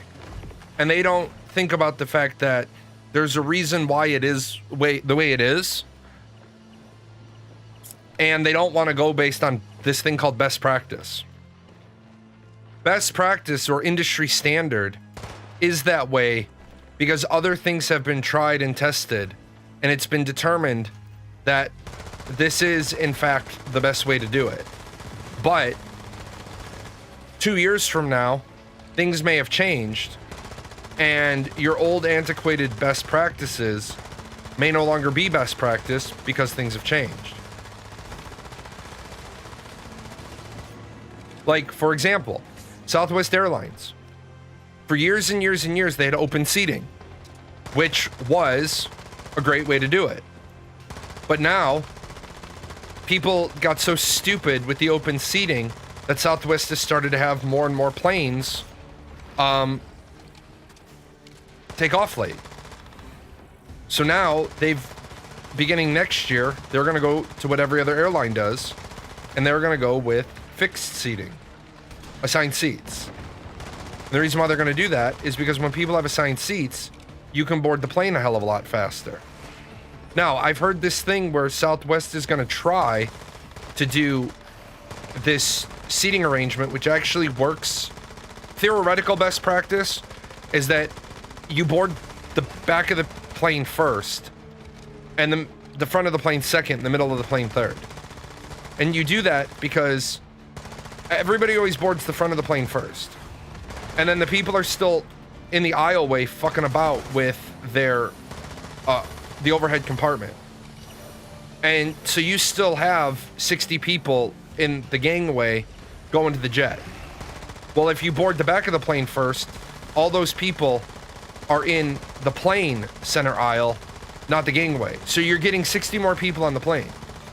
The problem is, unless Southwest specifically has people standing there and doesn't allow people that are getting on the back of the plane to put their overhead luggage at the front of the plane, you're going to have the same problem. Because now, like, I'm in row 2. The overhead bin for row 2 shouldn't be open until, like, I'm getting on the plane and I'm in row 27, and the stewardess sees me try to open the bin over 2 so I can throw my bag there. The stewardess has to say, "Excuse me, sir, you can't do that." The only way they're going to be able to board the plane last is if you don't allow the third boarding group to have any overhead compartment bags. They will have to have all of their bags checked except for their personal, and then the stewardess will be like, "You're under the seat item," and they'll have to start calling them under the seat items.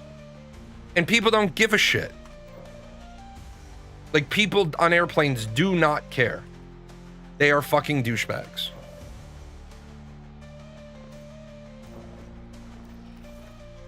I'll be fair though, sunk cost fallacy is a bitch. Once you spend some time on something, you want to make it yours. You're absolutely right. Sunk cost. For example, if you were around when I was making the end of my Ashes of Creation content, I was fucking miserable making the content. Because it's hard to stay positive about a company that is completely fucking up. completely fucking up what they're building. It's like I had probably at that time 3,500, 4,000 hours of streaming, probably 4,500 to 5,000 hours streaming Ashes in the bag. And then they did something that I knew was going to be universally non-accepted. And then I sat down and I was miserable by making Ashes of Creation content. I was making a lot of money doing it. I was miserable doing it. So I said to myself, let me look at how much money Ashes 101 has made for my company versus what I put in. My account is worth about $1,200. I have about $1,200 in cosmetics for Ashes of Creation. It's a lot of money. So I've sunk cost. I don't want to see the game fail. But my company made $33,000 from Ashes 101. Okay. I'll stop covering it. It's not worth it to me. It's not worth the stress. All right. The factory is open. Become a factory manager and raise a business tycoon in Nelcott.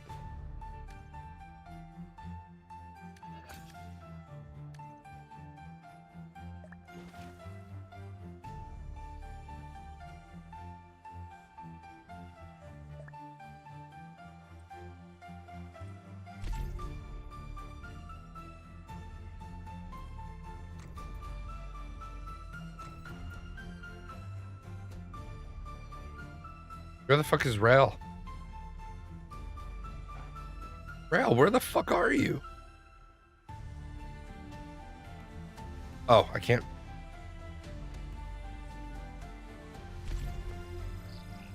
Oh.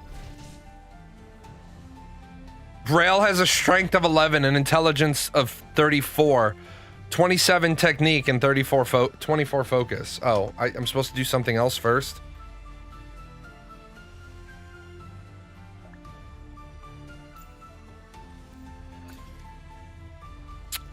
No. Which island am I supposed to go to? This island? Enter island? Oh.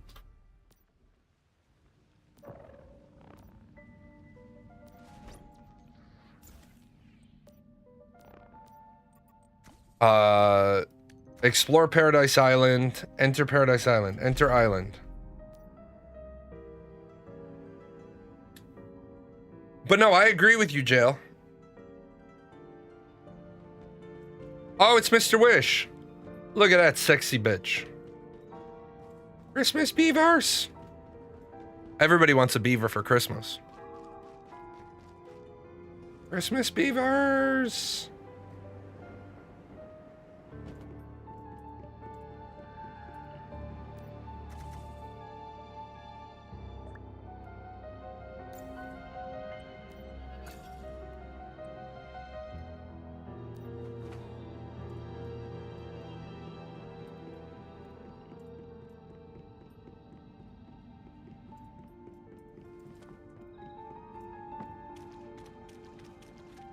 Well, that's cool.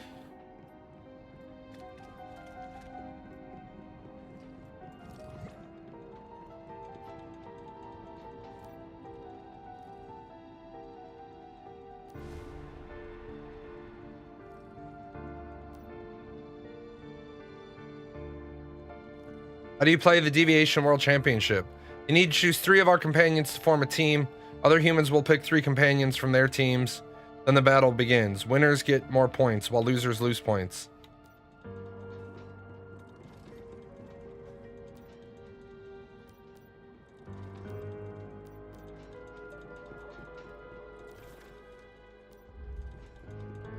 Oh, look at the Berserkosauruses.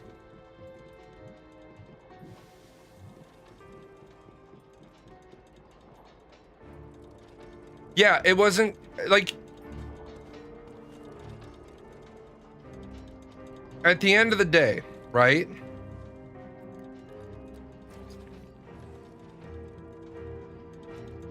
You said there's 13 chests in here in total?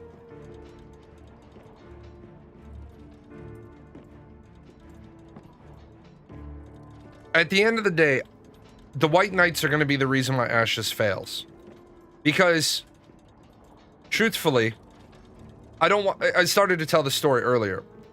If I've got a room of 10 people and I give a presentation and 3 of them love it right off the bat, I'm gonna tell those 3 people they're no longer needed. But when the other 7 people try to get up, I'm gonna say, whoa, whoa, whoa. I still need you.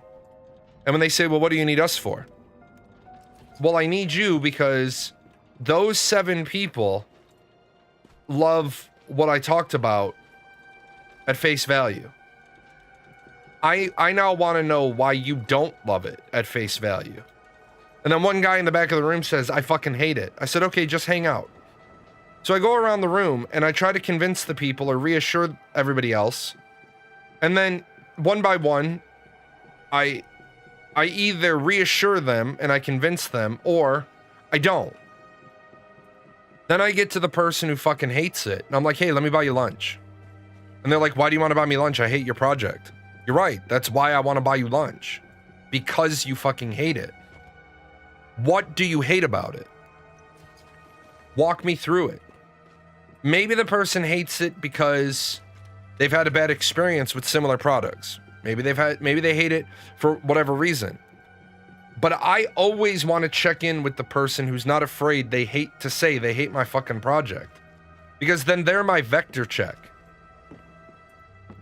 Yeah, so I understand that you hate the idea of coming in every other Saturday. Da-da-da-da-da. We tried to make changes. Da-da-da-da. We tried to make changes. Da-da-da-da-da. Okay, well, what if we got rid of everybody coming in every other Saturday? And what if everybody worked 5/10s? Well, I don't want to work 5/10s.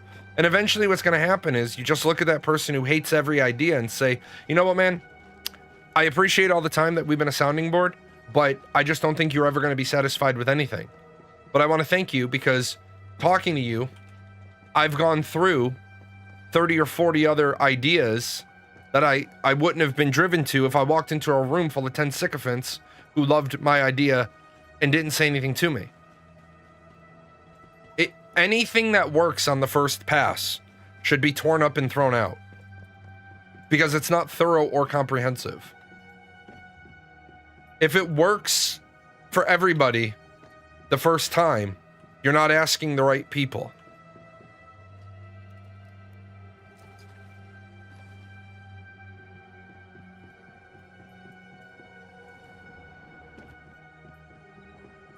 If you're not interested in asking the right people, then be happy with the grouping you have. Like, I don't give a shit that my content doesn't grow. As you saw yesterday, guy came in, if you were here for my politics show yesterday, guy came in with a bunch of bullshit ideas that other creators who are following this we listen and we don't judge bullshit mentality wouldn't have fought with the guy.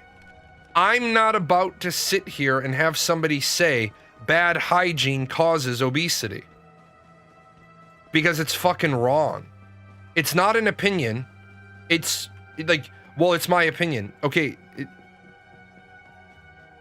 Even if it's your fucking opinion, it's still fucking wrong. Because it's an opinion that's not based on fact. One thing and one thing only causes obesity. The thermodynamics of diet.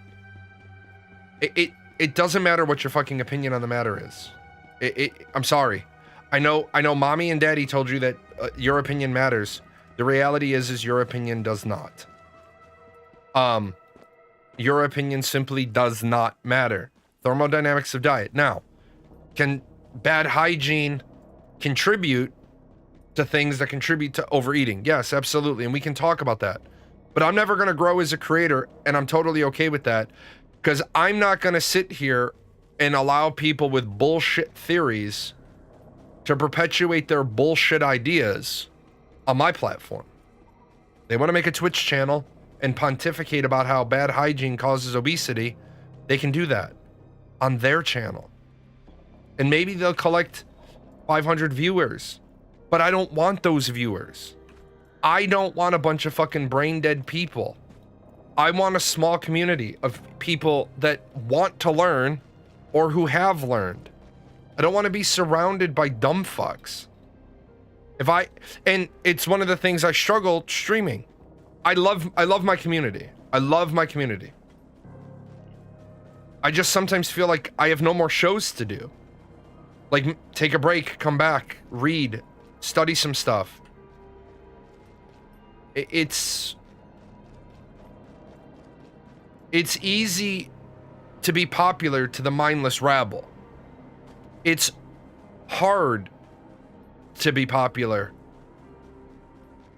if you're not mindless rabble to the mindless rabble, because they don't want to be challenged to think, and by God, they don't want to be told that their 8-second thought isn't accurate. And this is the same fucking island they used for another event. Oh, it's the space whale or the sky whale.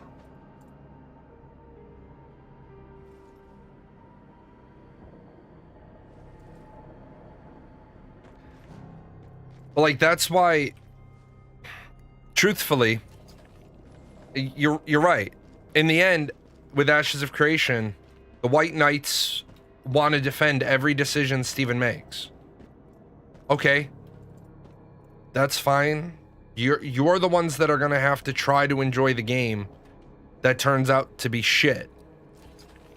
Well, how do you know it's gonna be shit? Are you taking the argument that you think it's gonna be good? Like, and you notice they'll never dial into a discussion.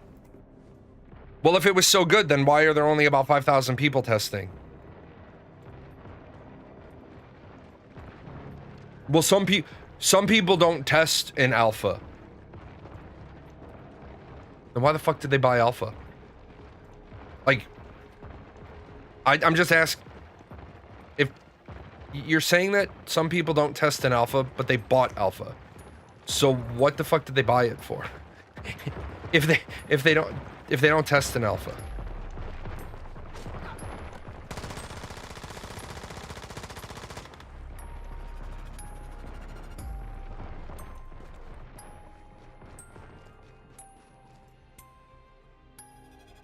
Oh yay, jumping puzzles. My favorite.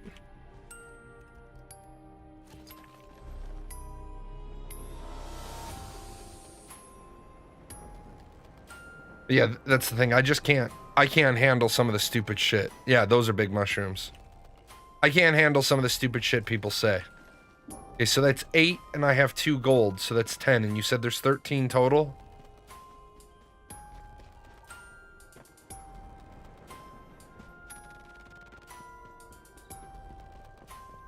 Oh, I've been to this side.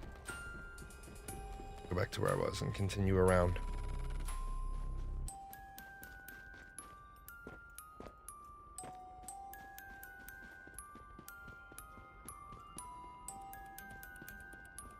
Everyone you had last night had heartthrob? That's a fucking shitty stat, too.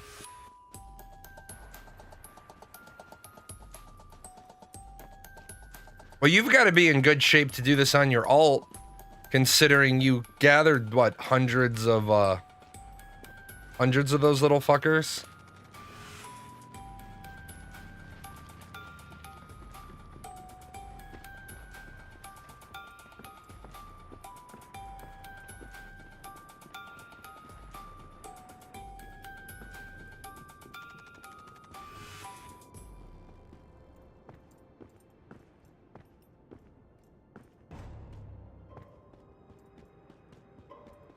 Oh, I was thinking the third gold one was up here.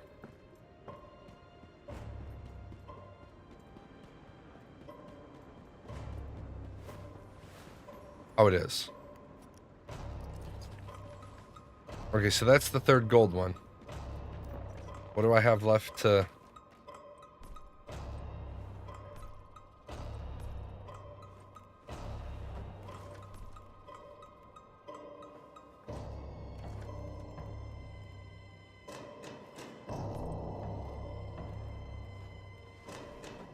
I have 2 more silvers to get.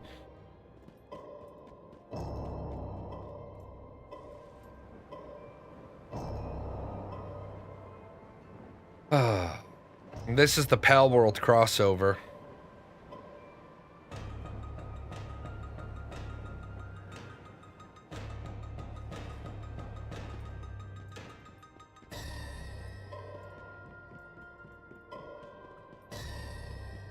Although I did think it was funny that the marketing team kept calling it Pokemon. Probably don't want to do that. Nintendo's lawyers will pop out of a fucking bush and get you. Fucking boogeyman, man.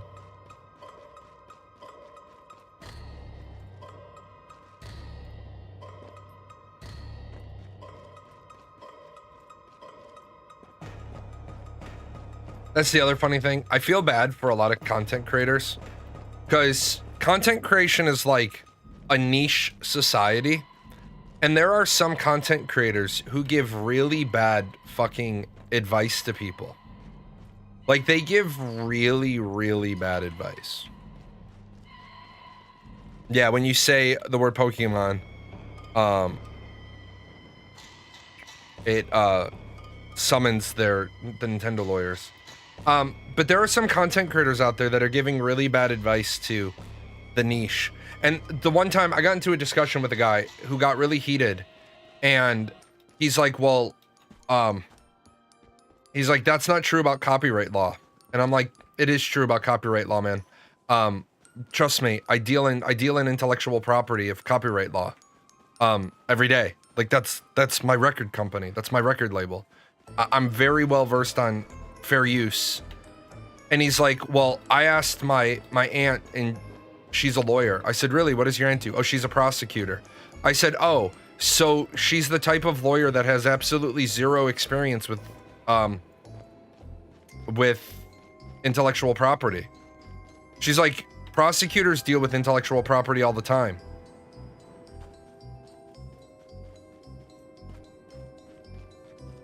Considering intellectual property it can be a criminal offense at a federal level, and she's not a federal prosecutor, she's not an AUSA. When the fuck exactly is your local prosecutor aunt dealing with intellectual property? That's like getting the data scientists to fix your to fix the printer because they know computers, right? Where most of them have an intern to fucking load the paper, right? Exactly. Fucking exactly. All right, where's this last fucking box, man? I hate when they play hide the fucking boxes.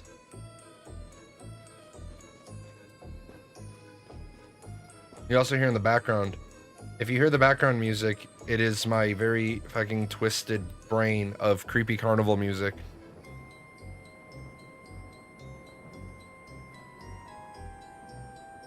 Don't mind the creepy carnival. Tomorrow's Halloween.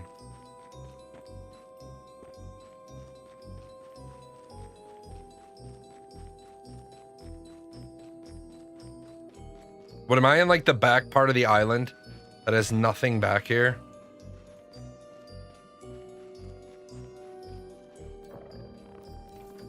A map would have been nice, guys.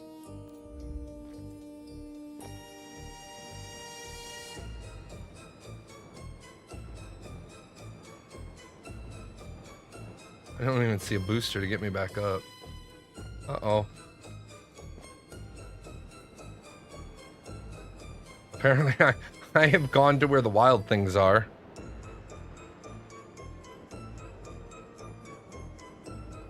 Yeah, you knew a kid in high school that thought he would be a good race car driver because he knows how to fix cars. Yeah.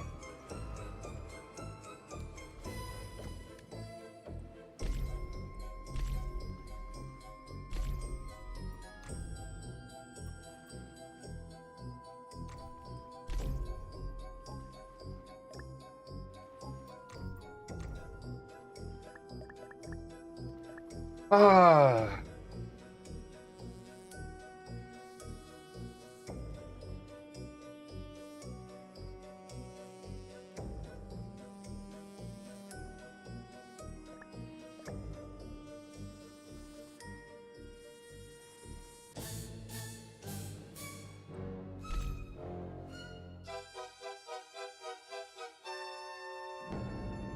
All right. We need to find one silver crate.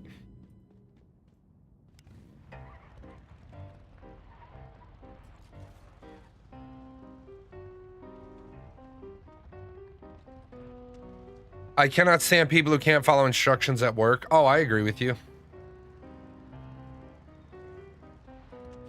The best people are the people that can't follow the don't do this instructions.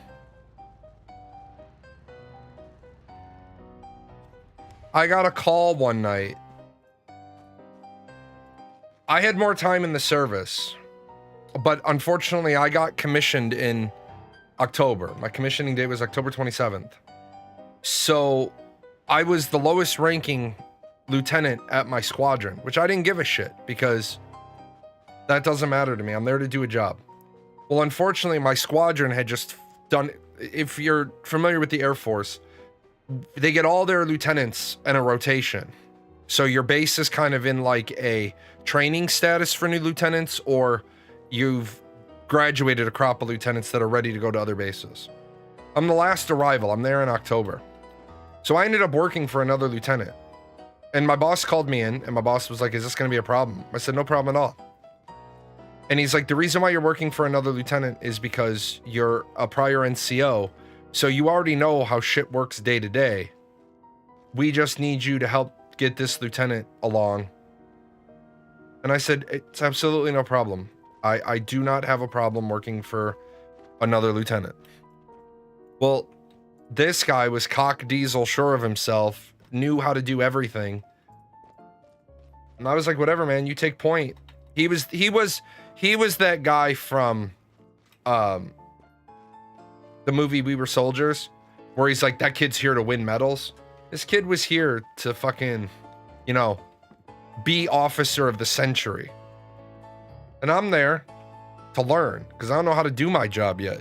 Been a lieutenant for like 7 days. So I start learning how to do my job. I spend a year.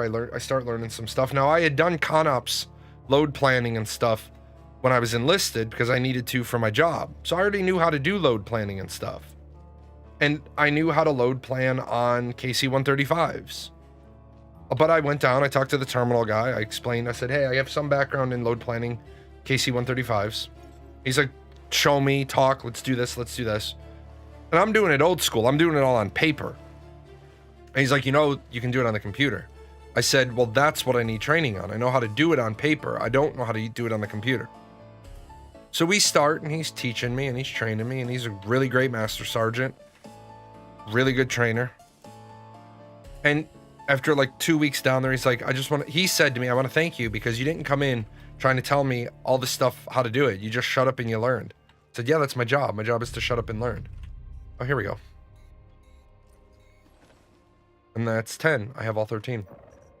So,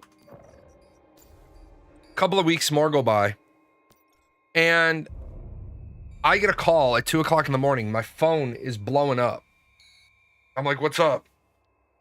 This lieutenant that was so sure he knew what he was doing had deleted all of the load plans that were saved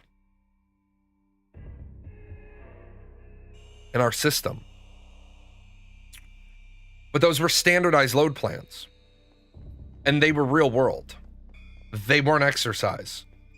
So that was the shit that we used every week. And so I get dressed and I go into work.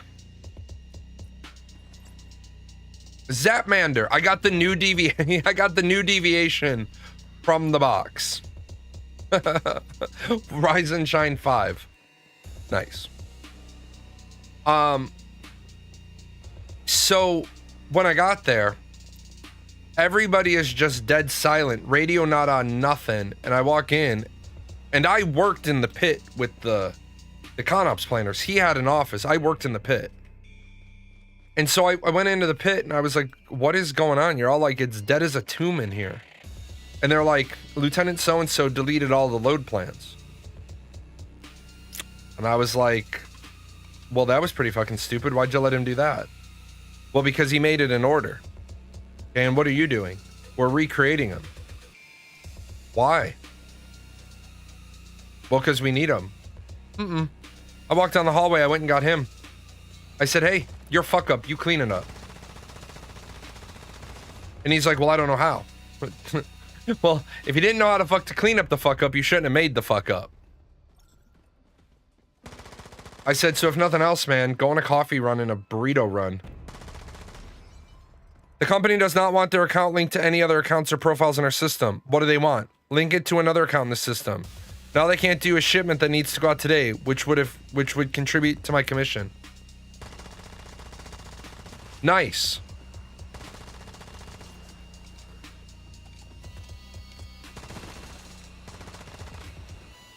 They don't want their account linked to any other profiles in the system.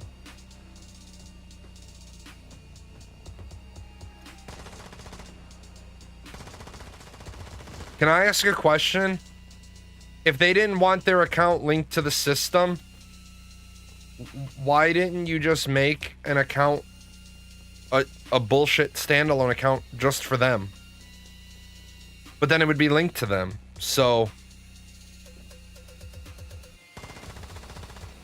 are they trying to run drugs or something? We want to send a shipment, but we don't want our account linked to anything. I don't think it works that way.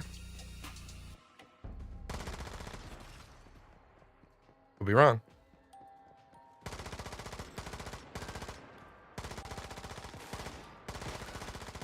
Sales reps can't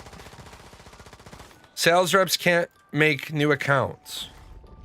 We have to send requests to another part of the team to set up the account. Wow. That's like, welcome to the department of the redundancy department. When I have a salesperson, that salesperson needs to be able to solve all of my needs. That salesperson needs to be able to fix everything about me as a customer from the word go. Make my account, ship my shit, pick up my coffee, send me a birthday present.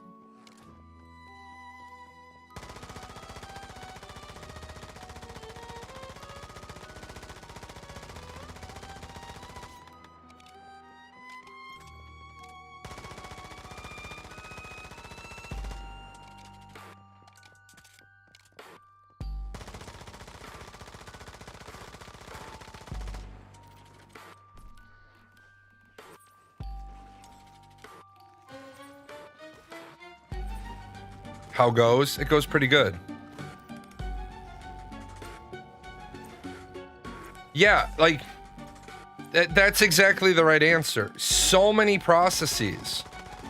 When it would be better if see, that's where the whole account manager idea comes in.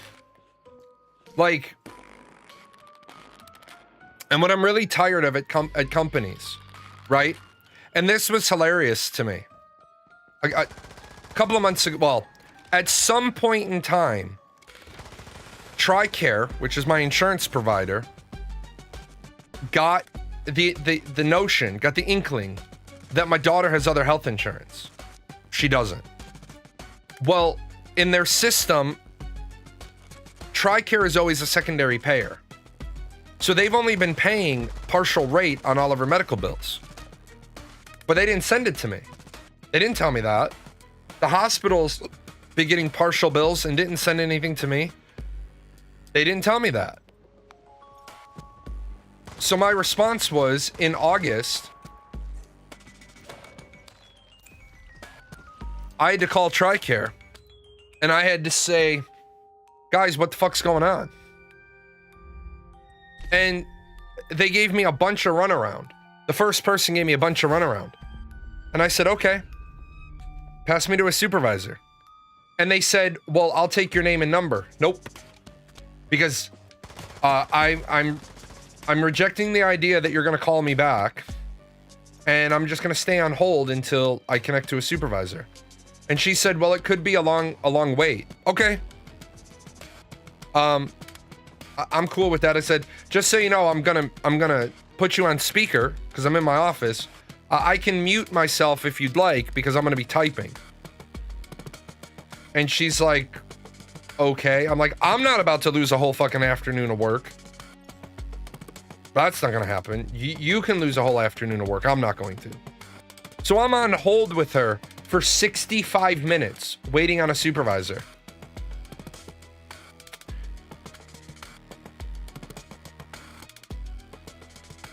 The supervisor gets on the line. The very first thing the supervisor says to me is, "Can I get your name and number in case I need to call you?" Sure. We're on the phone for another hour.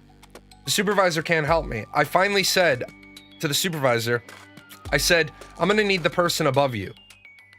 And she said, "There is nobody above me." Well, I've already pulled up the companies. I said, "Well, this person's above you. This person's above you." I'm listing them by name. And she's like, "Well, I can't transfer you to any of those people." I said, "Just so we're clear, Misty P." Her name was Misty P. So just so we're clear, Misty P, when I put in my IG complaint, your name is going to be on it. Because you're telling me I can't talk to anybody else. So my IG complaint, I don't want it to be against you, but my IG complaint is ultimately going to be against you. And she's like, "Well, you can't file an IG complaint against me." I said, "Oh, well, you must not be very good at your fucking job, because that's exactly how this process works now." So I did. I filed an IG complaint against her. TRICARE is now rapidly trying to figure out how to fix the problem. Now, I don't know if you know anything about the government, but if you know anything about the government, nothing is ever made better with the IG being part of the process. Nothing. Now the IG is part of the process. Now, instead of them just going into a system and fixing it, now they're documenting every single thing they do with the IG. But since they can't seem to get it fixed in a timely fashion, I keep getting rejected bills, which now, because the IG's involved, I have to call the IG. We've got the Inspector General. They're the people who ultimately make sure anybody that works with the government does their job properly. Well, I get a call from somebody at TRICARE, and they said to me, "We would like you to withdraw your IG complaint so that we can work with you to get this problem fixed." And I said, respectfully, fuck no. I said, respectfully, absolutely the fuck not. Because I was on the phone with you for over 2 hours asking you to fix this very problem. You didn't seem too interested in getting it fixed when it was just me and Johnny Nobody. But now that you've got somebody with a fucking poker up your ass, and it's as simple as, they're like, "You need a form to do this." And I was like, I sent them a marked up copy of their form as a CPI guy. I sent them their form, blank, clean, so they had it in the fucking envelope when they opened it. I sent them a marked up one, and then I generated them a completely clean new form. I said, all you have to do is change your form from this to this, and it fixes all your problems. Well, we're only allowed to change the form once a year. No, you're not.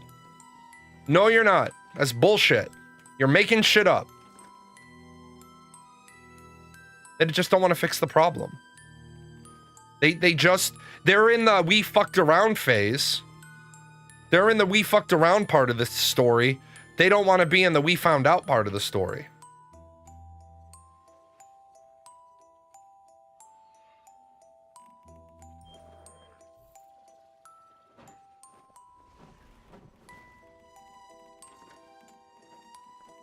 Fucking amazes me.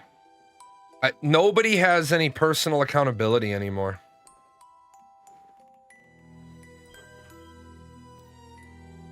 Let's see. 3-3, 4-4, 4-5, 4-4, 4-5, 5-4.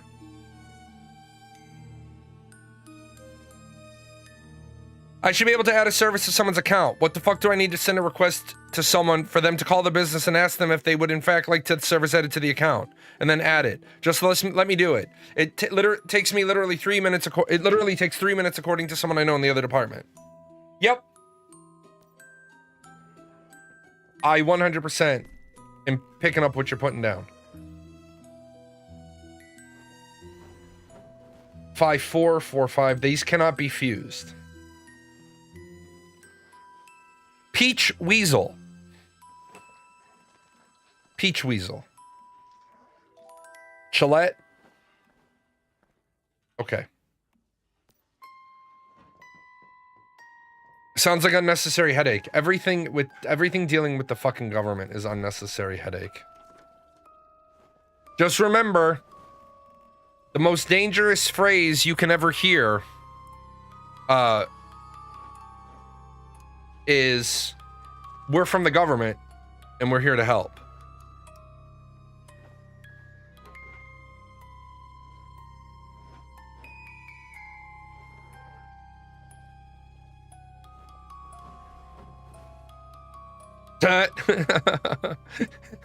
Rail employed me. I have a strength of 31 and intelligence of 15 for him. I resent that, man. I do. I resent that. You should have had the strength.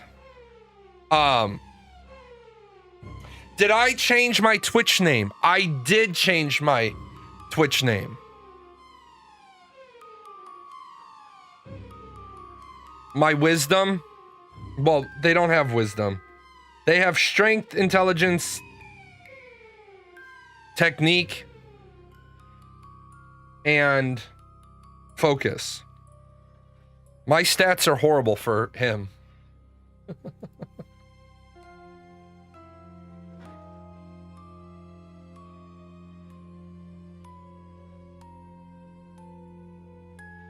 Yeah, I stream politics Mondays, Wednesdays, and Fridays most of the time.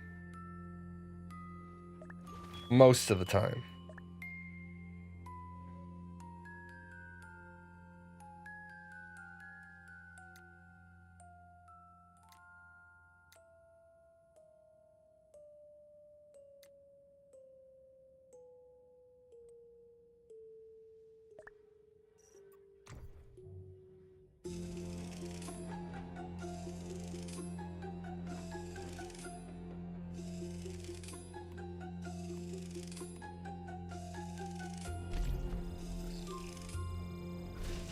A 2, a 7, a 16, and a 9.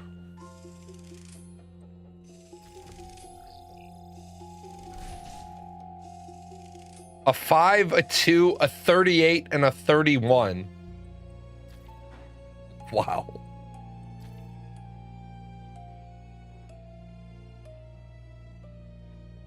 Wow.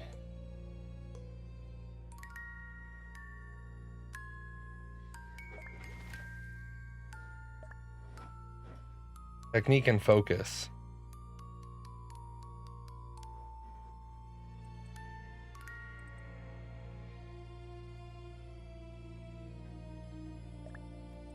Claim. I don't even know. See, this is what I'm going to say right here is this. Well, actually, let me take a quick break and then I'm going to talk about this factory tycoon thing. And I will. Yes, you can cross trade in Eland, Brandon.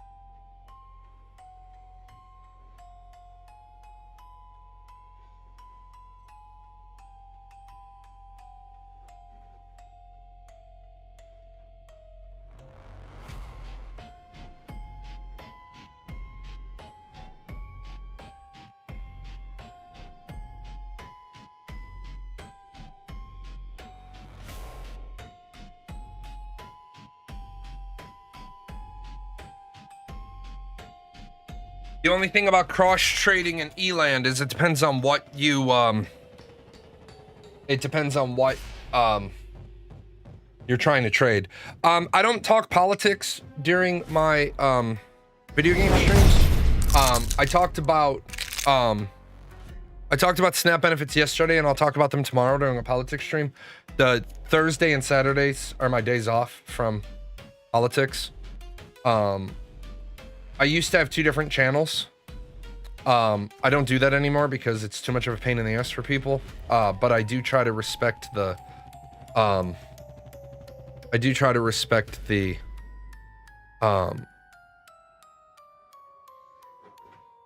yeah.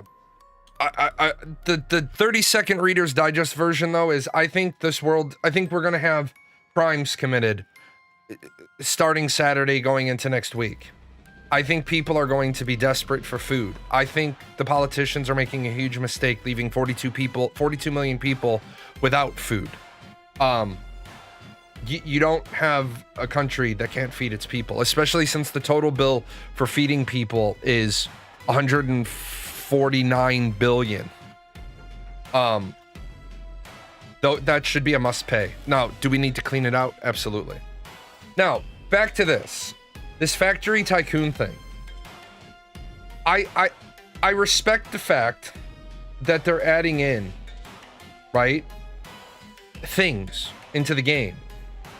But this is bullshit, right? Like, honestly, this is total horseshit. Why did you think that this was a good thing to add? This is that mobile drive that I'm talking about. This is that make friends so you can employ your friends in your factory. Like, this, in my opinion, has no place in this game. This is a bullshit phone game feature. And I know that NetEase, yeah, why do they have the gold mine from Clash of Clans in there? Like, I know that they're not going to be happy with me when I say this, but it is bullshit that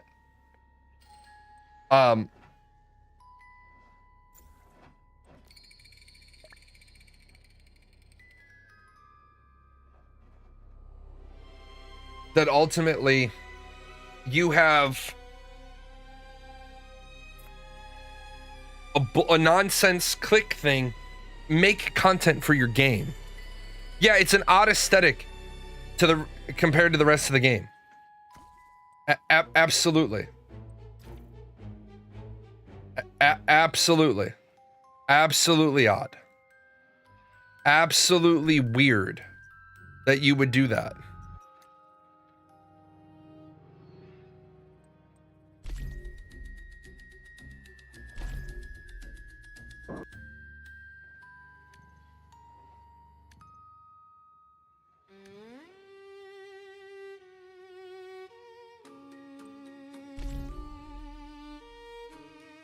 What the fuck is all this?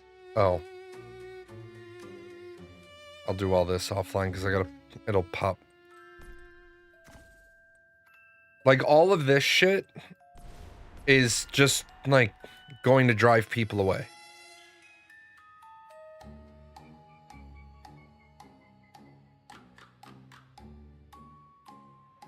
$50,000? Okay. It's kind of like War Tales. War Tales, I'm currently playing War Tales right now, even though Crusader Kings just bumped out a new... Crusader Kings just bumped out a new expansion. I'm going to finish with my War Tales playthrough. I bought all the expansions for War Tales. You know what would be great, instead of putting out more expansions in War Tales? If they could fix all the fucking bugs. Like, fix all the bugs. We're not asking for much, right? Just fix the damn bugs.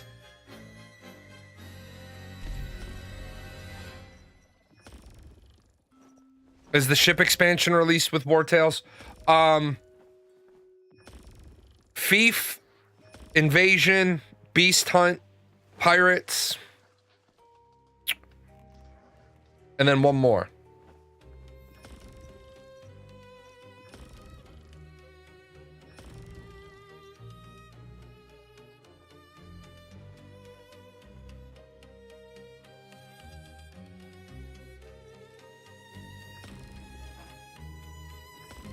Yeah, pirates.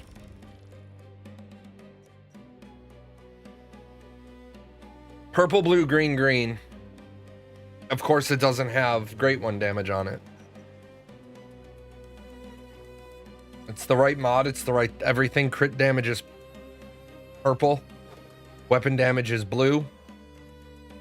If that other blue was damage against Great Ones, that would have been a perfect roll mod.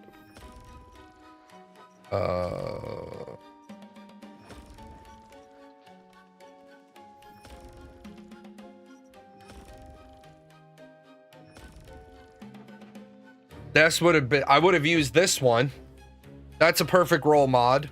I would have used it, except I needed the purple to be on crit damage or weapon damage, and then that would have been an amazing fucking mod. Damage against elites, damage against Great Ones.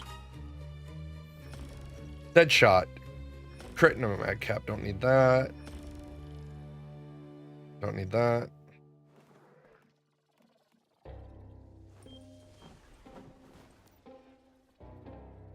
And these are going to be the ones with... Oh no, these are... That's fine. Mask mod. This one.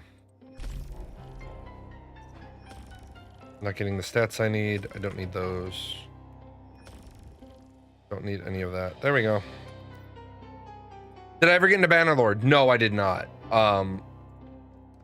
It's on the inevitable list, but all these other games keep coming out. They keep pushing, like, all these other games are releasing, and then it's pushing down all my other ones. Hey, look at that cheating house.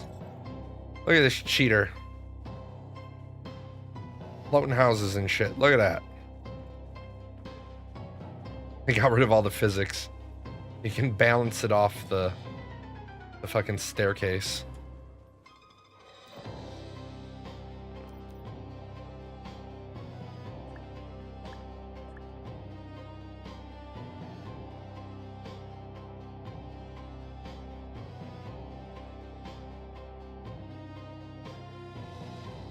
So every day at 11 server time, UTC plus 8.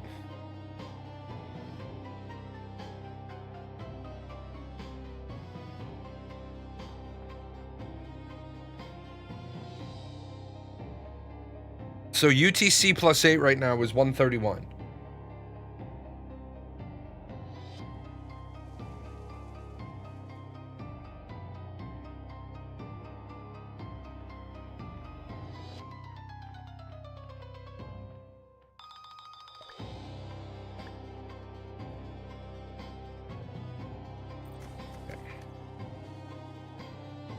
I've gone to Paradise Island a couple of times.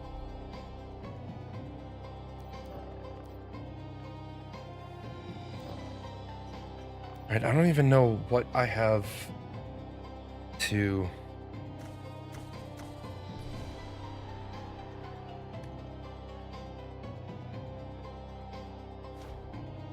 Regional champion.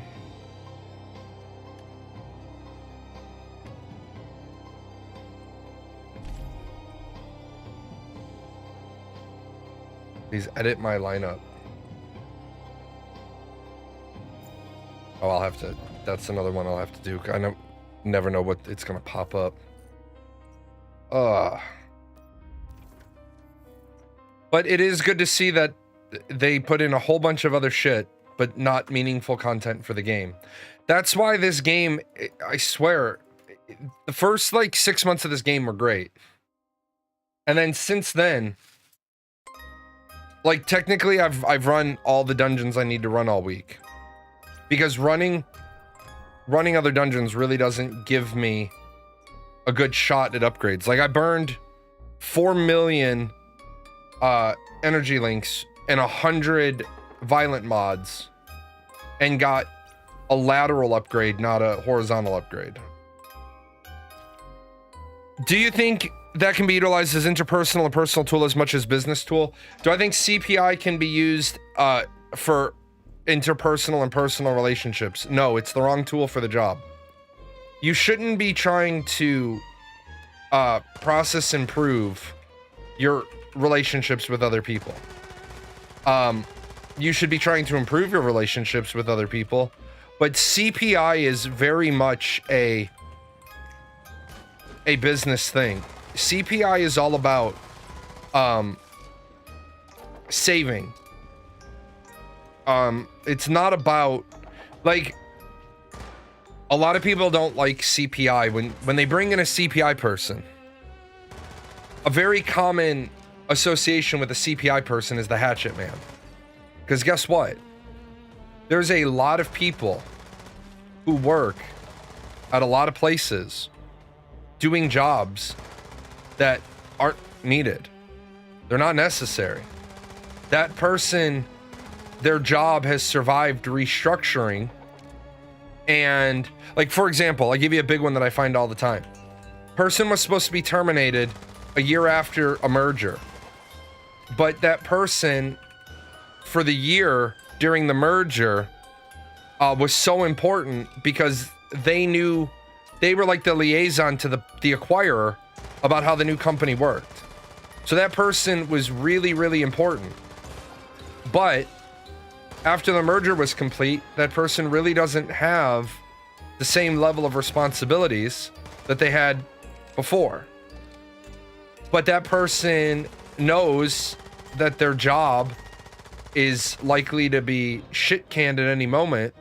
So when they can be irreplaceable, they step up.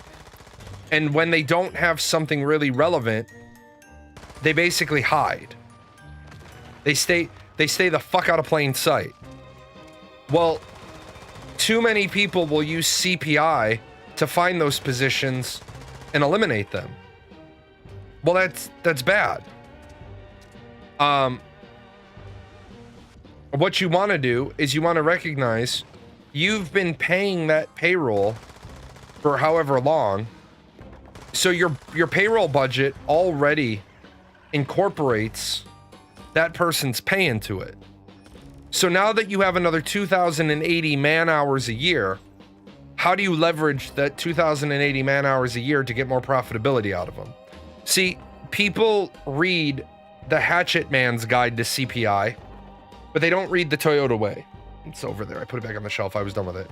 The Toyota Way, Toyota is basically the innovators of continuous process improvement.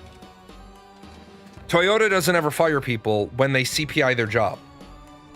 Toyota recognizes that that person has found a way to make their job more efficient. So now we reward them by finding them other work to make more efficient. We give them a bonus, we give them a fat paycheck, and then we do that. If you're really looking for how to improve interpersonal relations, if you type !books, or you go to my website, paradoxgaming.net, there will be a book on it called Personality Plus by Florence Littauer. The book works if you are honest with yourself about your flaws and your weaknesses. And when I say honest with yourself, there's a lot of people that aren't honest with themselves. Well, if you're not honest with yourself, you can never have better relations with other people. Like, I tell people, when I told you, I have no problem admitting I'm neurodivergent. It's how I am. It's how I'm programmed. I will tell people very plainly, if I'm overwhelmed, 10 words or less. 10 words or less. My daughter will say verbally 2 or 3 words. And you're trying to figure out what's wrong with Melly Yumpkin in 2 or 3 word bites. So even if she's in the same room with me, I will literally say to her, I'm going to walk out of the room, text me. She has no problem sending a 1,500 word text. I'm not, if you think I'm joking, I swear to God, I am not joking. This kid in 4 or 5 minutes will bang out a 1,500 word text. It lets me know what's going on. It's like a 3-page fucking paper, but I know what's going on. She's got to move back home for like 9 nights, hopefully less. Unfortunately, the apartment, she didn't find an apartment. I told her to start looking for an apartment in July. She didn't find an apartment. Unfortunately, the apartment that I found her is a 3-bedroom. normally this particular apartment complex company, they're very, very good. And they are very good. They have to replace the flooring and the subflooring in the entire apartment. And what she doesn't understand is that's a lot of work. Replacing subflooring is a lot of work.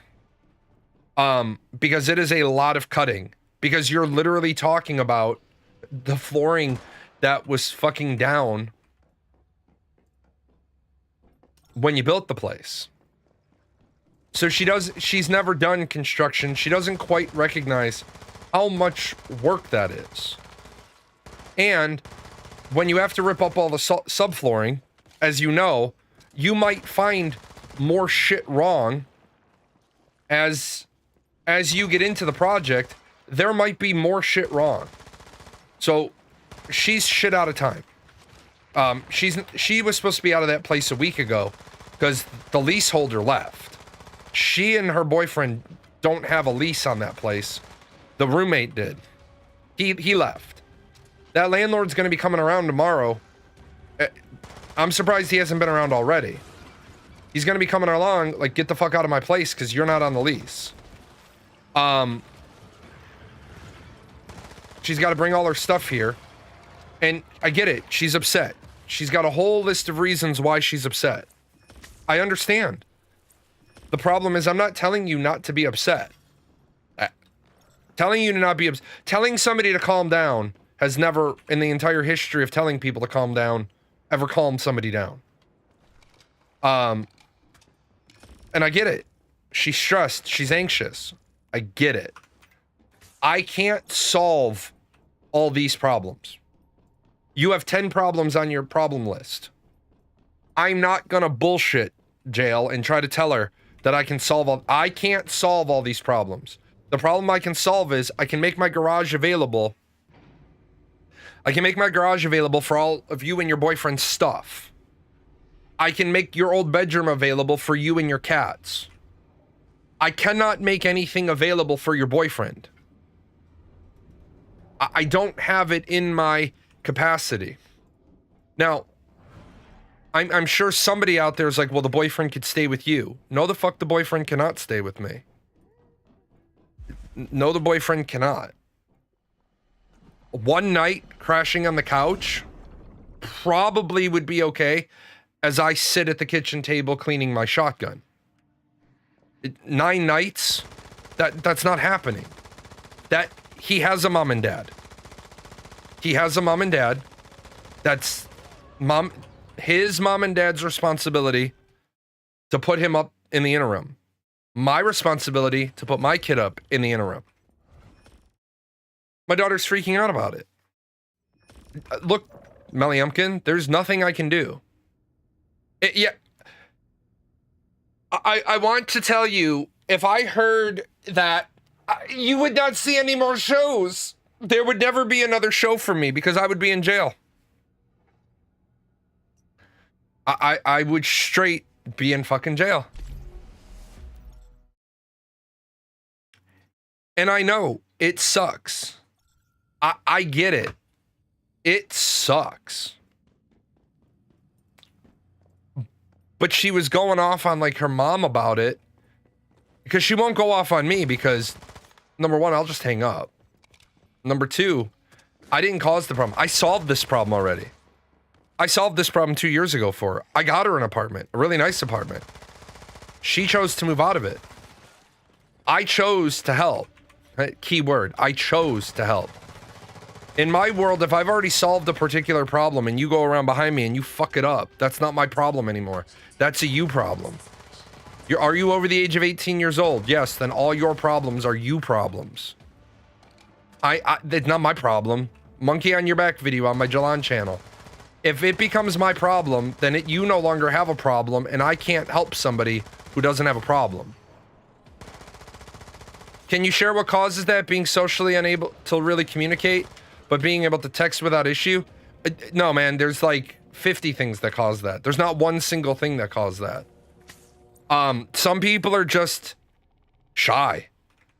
Some people are just they're trying to fit in. Some people are so socially paralyzed because they're trying to fit in. They don't know how to communicate in person without coming off as awkward as fuck. You got this big movement now with all these fucking macho male jerk-off guys talking about being alpha. I'm an alpha male. Really? Where's your pack? Well, if you're an alpha male, it has a pack. You're an alpha male? Where are the people you take care of? I just mean I'm macho. Well, then you don't mean you're alpha. You mean you're beta. If you're using wolves, I hate when guys are like, I'm an alpha wolf. Really? Where's your pack? You're an alpha wolf? Yeah, must be really fucking lonely for you. Why? Because you're single. An alpha wolf isn't an alpha till they're mated. And then the guys are like, I'm using words I don't understand. Some people give a shit about... Some people need external validation. Some people need external validation so much that they would rather not have any validation than negative validation. It's like people will be like, Jay, you're an asshole. Thanks. Glad you noticed. I put a lot of effort into being an asshole. I actually don't put any effort into being an asshole. Somehow people try to say toxic masculinity isn't a thing. Toxic masculinity is a massive thing. In fact, toxic masculinity is such a thing. It was in the domestic violence prevention course, the toxic man box I taught every 8th week. The toxic masculinity is such a problem that I taught it to both males and females every 8th class.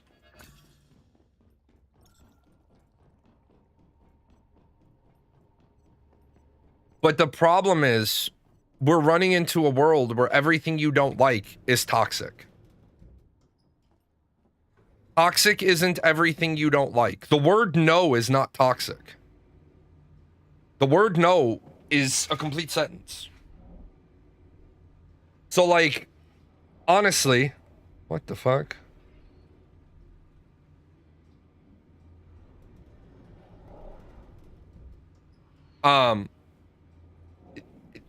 Toxicity is why video games fail. Honest to God, toxicity is why video games fail. Toxicity is why Arc Raiders is a brilliantly put together game that's gonna fail. Arc Raiders is gonna fall right on its face. Arc Raiders is gonna fall right on its face because it allows for toxicity to thrive. It's every other extraction shooter. Why run around and loot shit if you can just go to the extraction point and kill people? Take their shit. Well, it's a valid gameplay method. You're right, it is. And I'm not telling you it's not. I'm not telling you it's not a valid gameplay. What I am telling you is that if you enjoy the game and you participate in that behavior, that game will only last a couple of months. You say you've always had a problem saying no to people. You try so hard to be a people pleaser. Well, if you've always been a people pleaser and you want to change, the first thing you need to realize is the first person you need to please is yourself. If you're not happy, unless it's your children, you can't make anybody else happy if you're not happy. You can't make them happy. You can momentarily satisfy a need, but you can't make anybody happy unless you're happy. That's just the reality of it.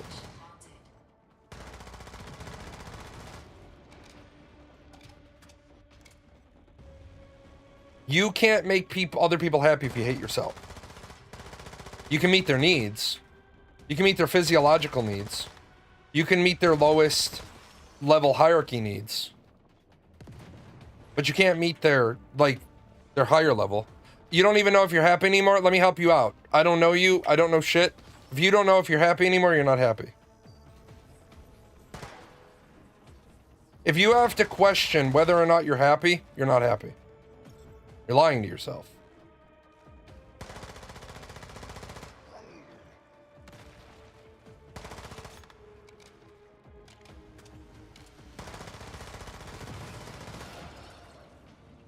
Get out of here. Oh, you're almost dead. Why did my dog not finish you off? How did you even come? Oh, my dog came to me? Why did my dog run to me? Bring somebody that bit me in the ass.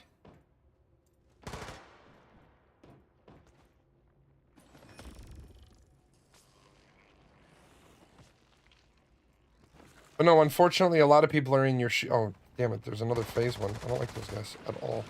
A lot of people are in your shoes, man. They're questioning whether or not they're happy. If you're questioning whether or not you're happy, you're not happy.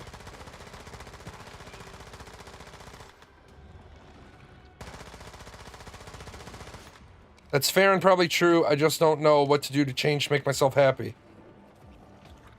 And I know that's too much to be in. Yeah, it is. Well, it's not too much to ask to be anybody else's problem. But you're right. So you don't ask help figuring it out. That's your problem. It's your life. You very rarely are going to be able to fix your own life. Billy Bob Thornton, I love him. He says a lot of great things in movies. Self-help is bullshit. You can't help yourself because yourself sucks. And shit, a lot of people don't recognize that.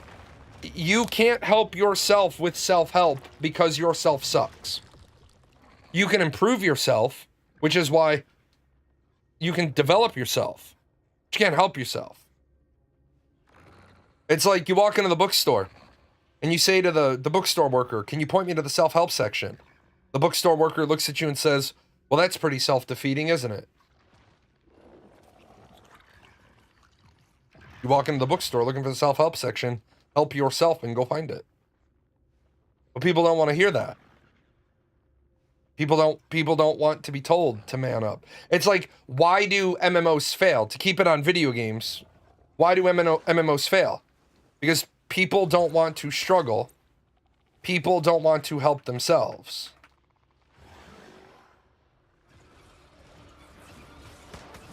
How? Oh, you were behind me. God damn it.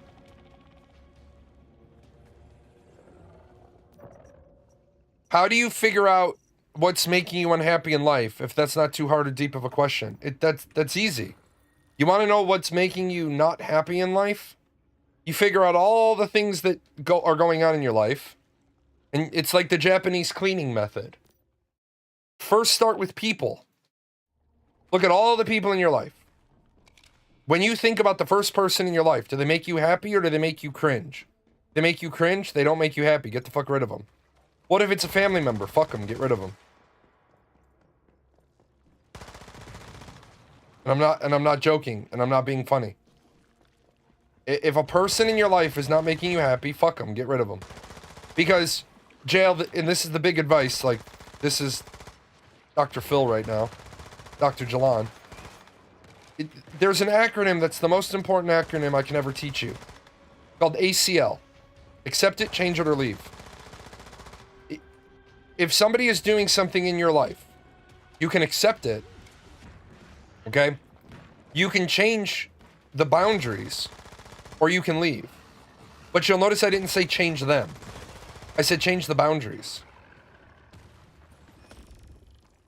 My boundaries are my boundaries. And a lot of people, they don't like my boundaries. A lot of people that know me in real life, they don't like my boundaries. Unless I am your father or your spouse. My phone goes off. My watch and my phone are linked. They go off at 2200. My watch will not notify me I've had a text. My watch doesn't alert. It doesn't put a message. Not until 6 o'clock the next morning. And my phone is face down most of the time. After 2200, my wife is here. My youngest kid is here. My 2 adult children are off. If they call me, it'll bypass the do not disturb on my phone. It won't on my watch. The stripper and Melly Umpkin. It's nice names for my kids. But the stripper and Melly Umpkin, if they call me, my phone will ring. Now, I realize that for a big part of that, if something happens to one of them, I'm probably not going to get notified because I'm probably going to be getting called by somebody not from their phone. But guess what? I came to a conclusion a long time ago. I'm not a trauma surgeon, right? If one of my kids has been in an accident, don't call me, call 911. If one of my kids is hurt, don't call me, call 911. What the fuck am I going to do about it? I'm not a surgeon. I can't go to the house. I don't have surgical rights at the hospital. Don't call me. Call 911.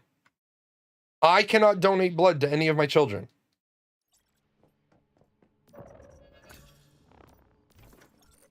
So what do you need from me? What is it you need exactly? Don't call me. Now, if my kid is having an emergency, then they'll be on the phone. I'll work through it with them.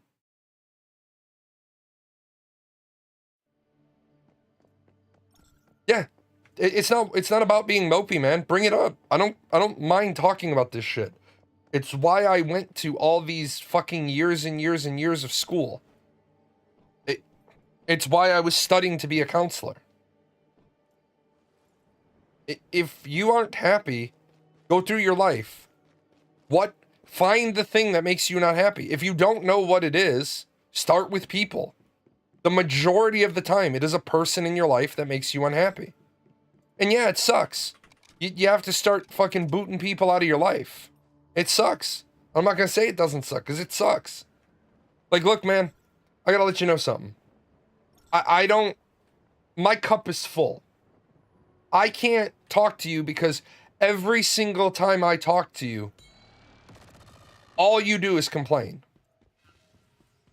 I can't talk to you because every single time we have a conversation, you are negative.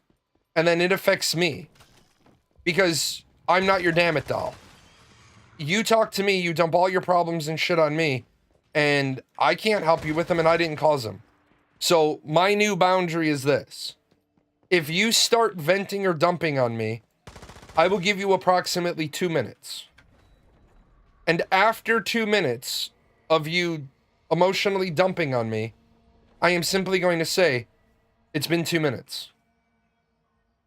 And if you're not okay with that, then you call me when you want to talk to me about positive shit. And guess what? If that person doesn't want to trim down their bullshit and get it to a reasonable level of, look, I have a problem, I need your help. You start a conversation with me that starts with, I have a problem, I need your help. Cool. The Reader's Digest version, what's the problem? Like, I don't need the men are from Mars, women are from Venus version of the problem. I don't need to know that you met a boy and you went out on a date and you were wearing Prada and he showed up wearing Michael Kors. I don't need to know get to the fucking problem. What's the meat? Get to the meat.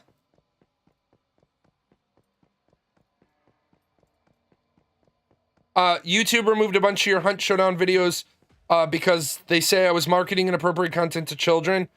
Karthos, what happened was those videos were probably in the era of you hadn't specifically marked them as not made for children. There's a section when you upload that says not made for children.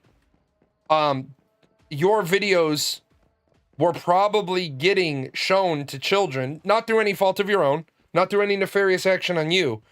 There were probably accounts that were flagged as children accounts that were looking at them, and they determined that you hadn't checked the right box.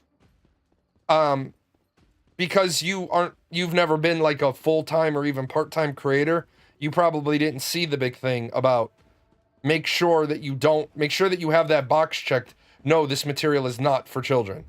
'Cause I don't want kids to see my content. Let's see. I don't have a lot of people in my life to chop out. Dude, I didn't have a lot of people in my life to chop out, and I chopped out the ones that weren't making me happy. Guess what? I'm a lot happier. And that includes family members. I chopped family members out of my life. Just because you're family doesn't mean I gotta put up with your bullshit.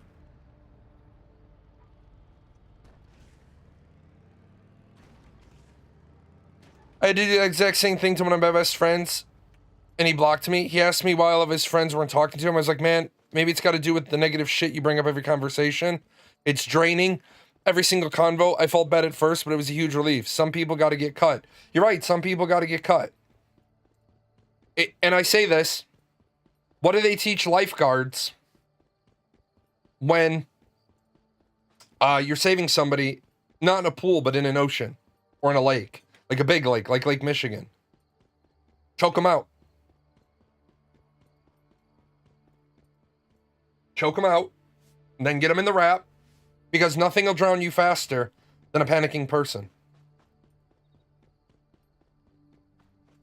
I taught my kids, because I like to swim out to the 2 mile line. I can't do it anymore, but in the past, I used to swim out to the 2 mile line on the lake. And let me tell you, 2 miles out, and you're way the fuck out there at the buoy. I used to tell my kids, I said, if you start to panic, if you start to get tired, if you start to anything, you communicate that shit early so that we can adjust. A couple of times I had my daughter out there with me. She could normally make the swim. A couple of times I had her with me. We got out to the sandbar. We turned around and we went back because she wasn't going to make it. One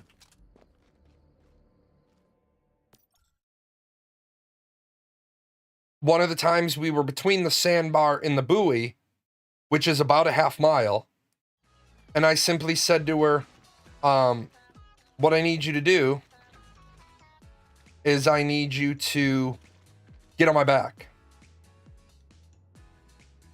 I need you to get on my back. And she knew how to not go around my neck, but put her hands on my shoulders and hold on like little claws as I swam it back to the sandbar. You ever swim a half mile with another 95 pounds on your back after you're on like the last leg of, oh, that's hard. But it's preparation. What Unconquerable is saying is, I don't mind supporting you. Yeah, it's dad shit. I don't mind supporting my friends.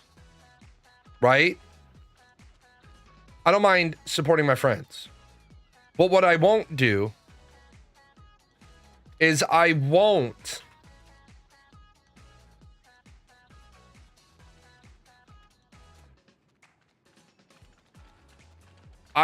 jump in and save your life if the only one risking anything is me.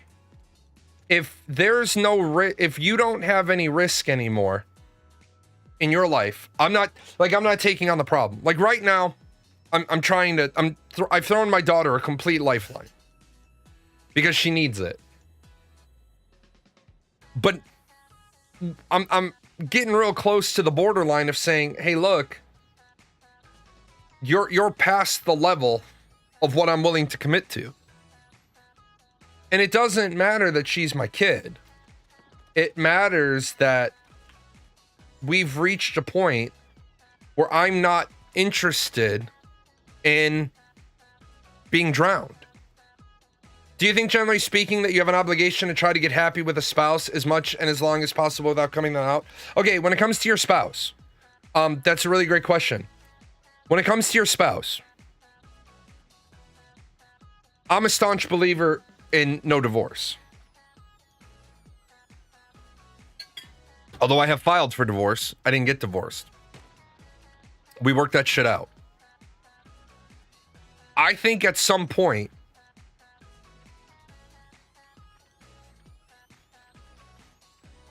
people have to look at their situation and realize the environment's changed.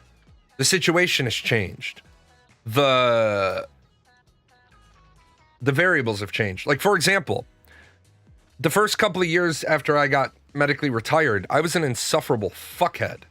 Okay? Because I had just been medically retired. I had expected 9 more years in the military. And then all of a sudden, they were like, go home. Well, I knew right away. I knew right away that if I stayed and just did things as normal, went to work every day, got up every day, tried to be, you know, try to engage with my wife every single day, that shit would have destroyed our marriage. Because you're not supposed to be with your spouse 24 hours a day, 7 days a week. That shit's unhealthy. And young people don't get it. Young people, like teenagers, they start dating and then they're with each other every fucking minute. Of every fucking day. And they don't understand the problem. My wife and I see each other in the morning, and then I go to my office, and then we have rules about when we walk and when we don't walk. But there's no debate. There's no discussion. There's no I don't feel like it.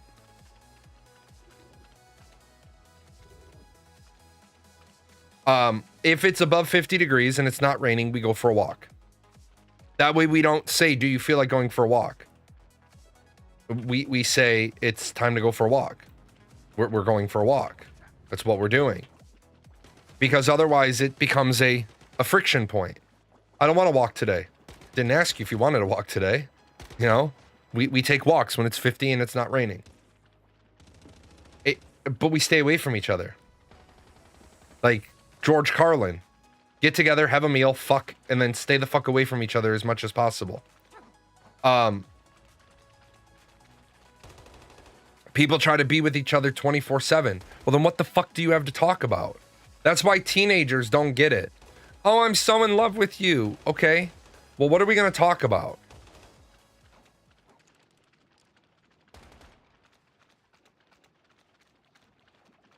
This is the dumbest event ever.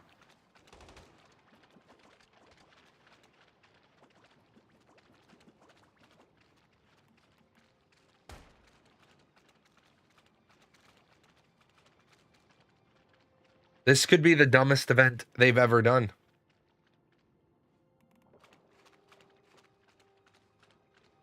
There's no explanation. I don't see any reward. Did we even get a reward?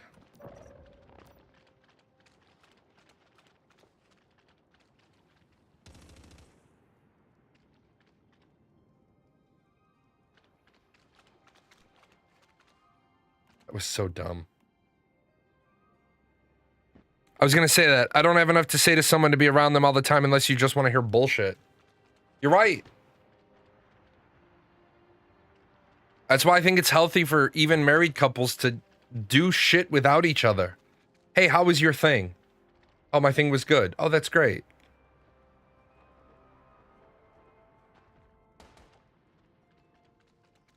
If I could go back in time, I would have established very different norms for my relationships to avoid problems. Yep.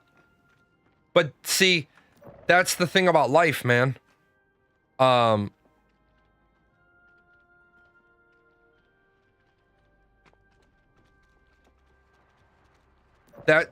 That's the thing. You wish you could go back in time and establish different relationships or different boundaries, but you only know to establish different boundaries because you've lived through the shit and you now know that you need to have better boundaries. It's a bad deal all the way around.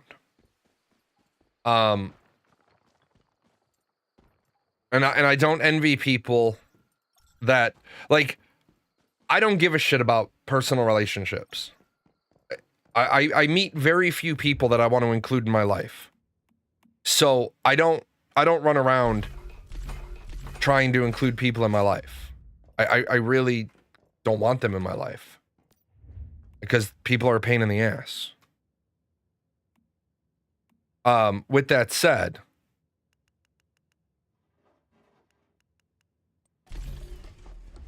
the people that are in my life are the people I can call to help move a body. The people I have are the people from like Ben Affleck and Jeremy Renner in the movie The Town. Look, I need your help with something. I can't tell you what, and you can never ask me about it later. And we're going to hurt some people. Whose car are we going to take? Those are the people in my life. Those are the people in my life. The people I've surrounded myself with are the people that, like, they say real friends help you move, or friends help you move, but real friends help you move bodies. If I'm your friend, it's like I've said, and I make no apology for this. My kids know, don't lie to me. Do not lie to me. Because if you lie to me, you're more likely to get caught. Because if you're in trouble and you're lying to me, then I'm very likely to step in it while I'm trying to cover for you. Like, look, if my kid came to the door right now and was like, I just killed someone, you're covered in blood. Step in the door, all the clothes you're wearing, go right into the trash bag. Where'd you leave the body? You go shower, I go burn this. Meanwhile, I'm filling it with fucking bleach and ammonia. Like, we're not leaving any fucking trace evidence. We're getting rid of that shit. But you got people that are like, I need your help. Okay, do this, this, and this. You're like, do red, yellow, blue. And then a couple of days later, they're like, I did purple, green, and chartreuse. Oh, and it all blew up in your face, didn't it? Well, yeah. Can you help me? Nope. I cannot. Because I helped you. I gave you all the right answers. You needed help. I gave you advice. You didn't take the advice. And then you're trying to figure out why it all went so wrong. Well, that's because you are stupid. And I don't want to own your problem. I don't think it's very fair that you fuck it all up and I have to wear the problem. So therefore, I don't want to do any of it. I really envy people that are comfortable in saying what they want to say and building boundaries they want to set, because it's something I've always struggled with. Well, yeah, you got to set your own boundaries, man. You really do. My friendship is on my terms. Your friendship with me is on your terms. My friendship with you is on my terms. Like, I had a friend, never had money. Never had money. Never fucking had money. Used to pay for this person's meals all the time. They never had money. Then they got a job. They were making decent money. And so one day we went out and the bill came and I said, hey, yours was 21 bucks.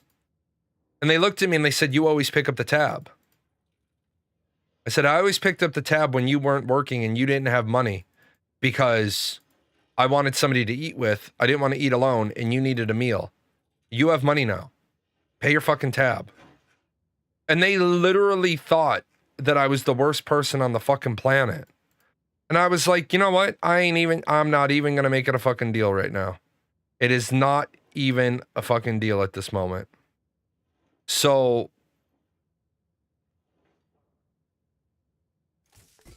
paid, dropped him off. Didn't call him again. Didn't see this person for months. And then the person, I finally ran into him and they're like, hey man, I ain't seen you for months. I said, yep. They said, what happened? Nothing. Just, that's it. What happened? I didn't want to say what happened is you. The problem was me. The problem was me. The problem ultimately was me. I'm paying for all your meals. I shouldn't be doing that. The reality is most people want to avoid conflict, so if you make something clear, they will accept or go away. Right, they will accept it or they will go away. A lot of people, especially narcissistic abusers, don't like boundaries. You have another question, you can always ask questions. A lot of people, they don't know what they want, but what they don't want is change.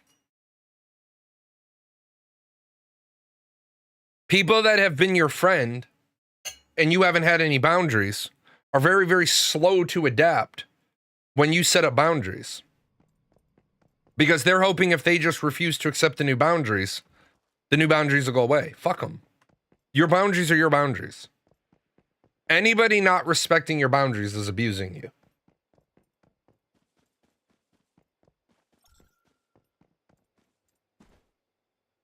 Yeah, then you avoid at all costs. Yep.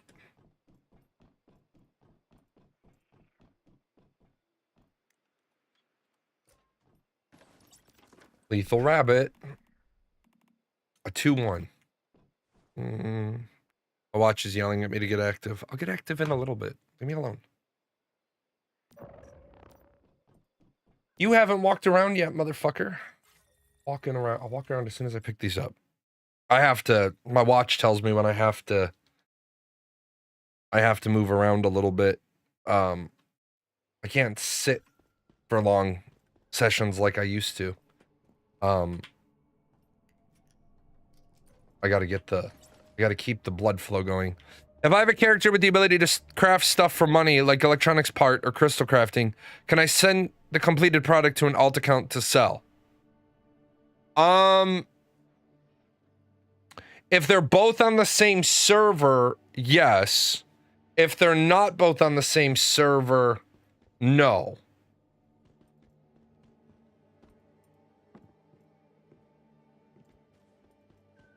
Because when they're not both on the same server, you have no way to transfer items without spending transfer points. But I'm going to tell you the truth, Brandon. If you've been playing for any length of time, then making money off of the vendors shouldn't be your primary income. Like, I'll show you. I come over here to the venue. I have 7.38 million. And I still have this full week's sale. I make more running silos than I do selling shit to the vendors.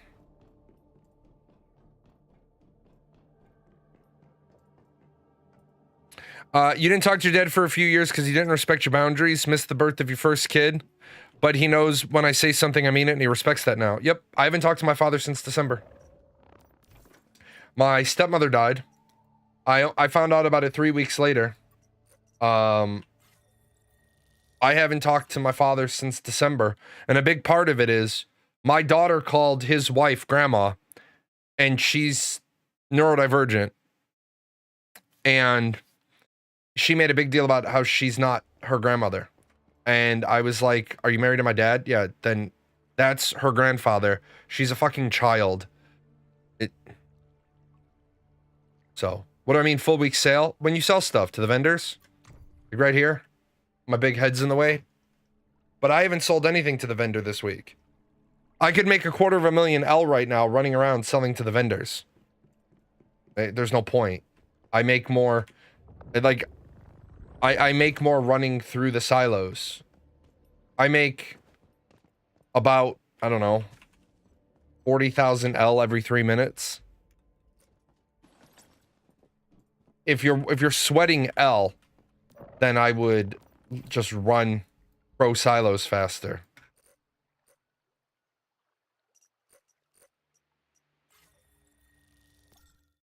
Some people are so good at thriving on conflict, they know to play nice at first until you're invested in the relationship before they start fighting. Yep. That's narcissistic behavior, by the way. That's narcissistic abuse.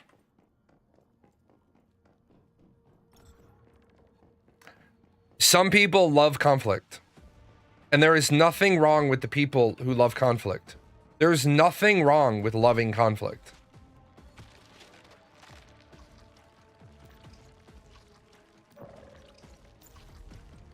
The problem with loving conflict comes in is when you love conflict and you know the person you're with doesn't love conflict. And so you're fighting with them, but they don't want to fight back with you. That's where you see the people that completely melt down when new boundaries go into play. Like, a new boundary goes up and the other person can't handle it. The person that likes to fight can't handle the new boundaries. Well, fuck those people. Those people are abusers. Fuck them. I'll be right back.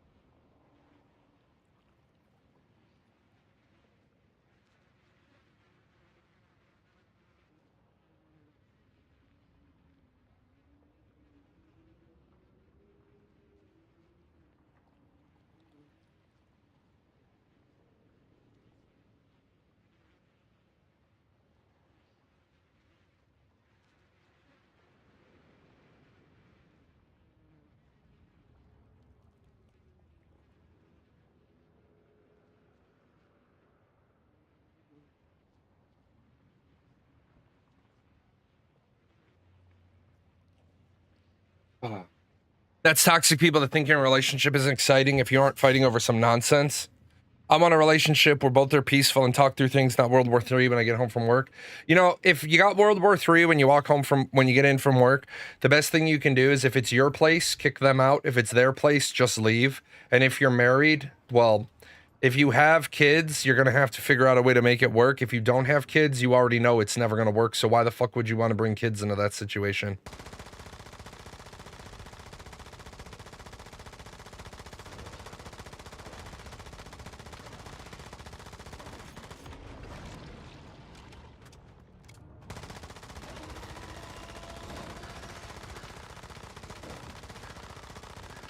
It's like, dated a girl, dated a woman. I shouldn't call her a girl. She was a woman. Dated a woman. She told me at the onset she didn't want kids. I said, okay, because I didn't want kids. At that junction in my life, I didn't want kids. She told me she didn't want kids. And then one day, I got home from work. And she said, I want to talk about our future together. We'd been together 2.5 years. 2.5 years. And I said, sure, what's up? I started making dinner. And she's like, well, I want to have kids. I stopped, I turned, I looked, I said, well, then, I wish you all the best. And she's like, what do you mean? I said, well, you've told me you want to have kids. And you know full well, I don't want to have kids. And therefore, we are in a really, really, really bad spot in our relationship. And she's like, why? What's wrong with our relationship? Because now you've told me you want kids, and the only way to ensure that I don't have kids with you is to not have sex with you. Or have sex with a condom. And I'm not really interested in rolling the dice whether or not you stay in your birth control. And she said, well, I would never get pregnant without talking to you. And I said, yeah, so says every fucking woman ever. And that's why our country is full of a bunch of kids that were born to men that didn't know they were about to have a baby. Like, we started this journey with boundaries. If you want to change the boundaries, that's cool. But I don't have to accept them. Remember, ACL. I can accept it, I can change it, or I can leave. Well, our deal was no kids. You've tried to change it. I'm not interested in accepting the change. So I will just piece the shit out. It's not, you know. Yeah, I finished Bloodlines 2. I have to do another playthrough because I got the quote bad ending. Unfortunately, these guys, I'm in their creator program and I want to stay in their creator program. So, when they drop new content, I gotta stream it, even though I don't have a huge once human audience. So.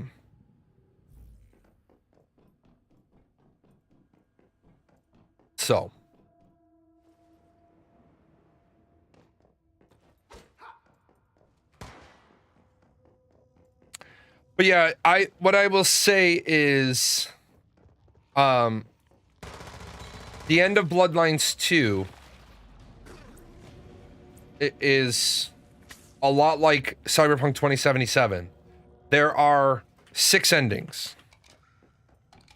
Yeah, I talk a lot of things outside of Once Human. Unfortunately,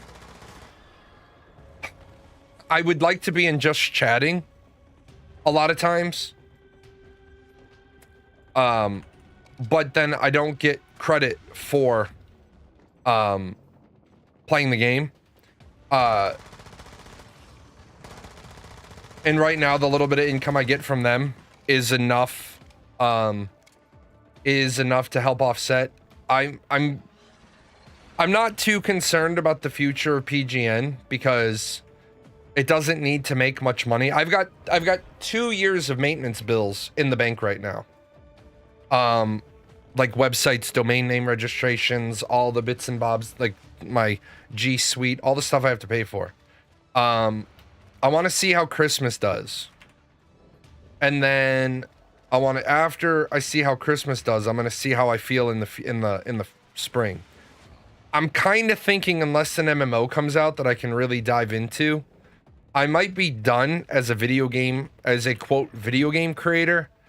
I might, you know, just fucking sitting the Just Chatting channel and bullshit with people about life, the universe, and everything, and then do my politics shows.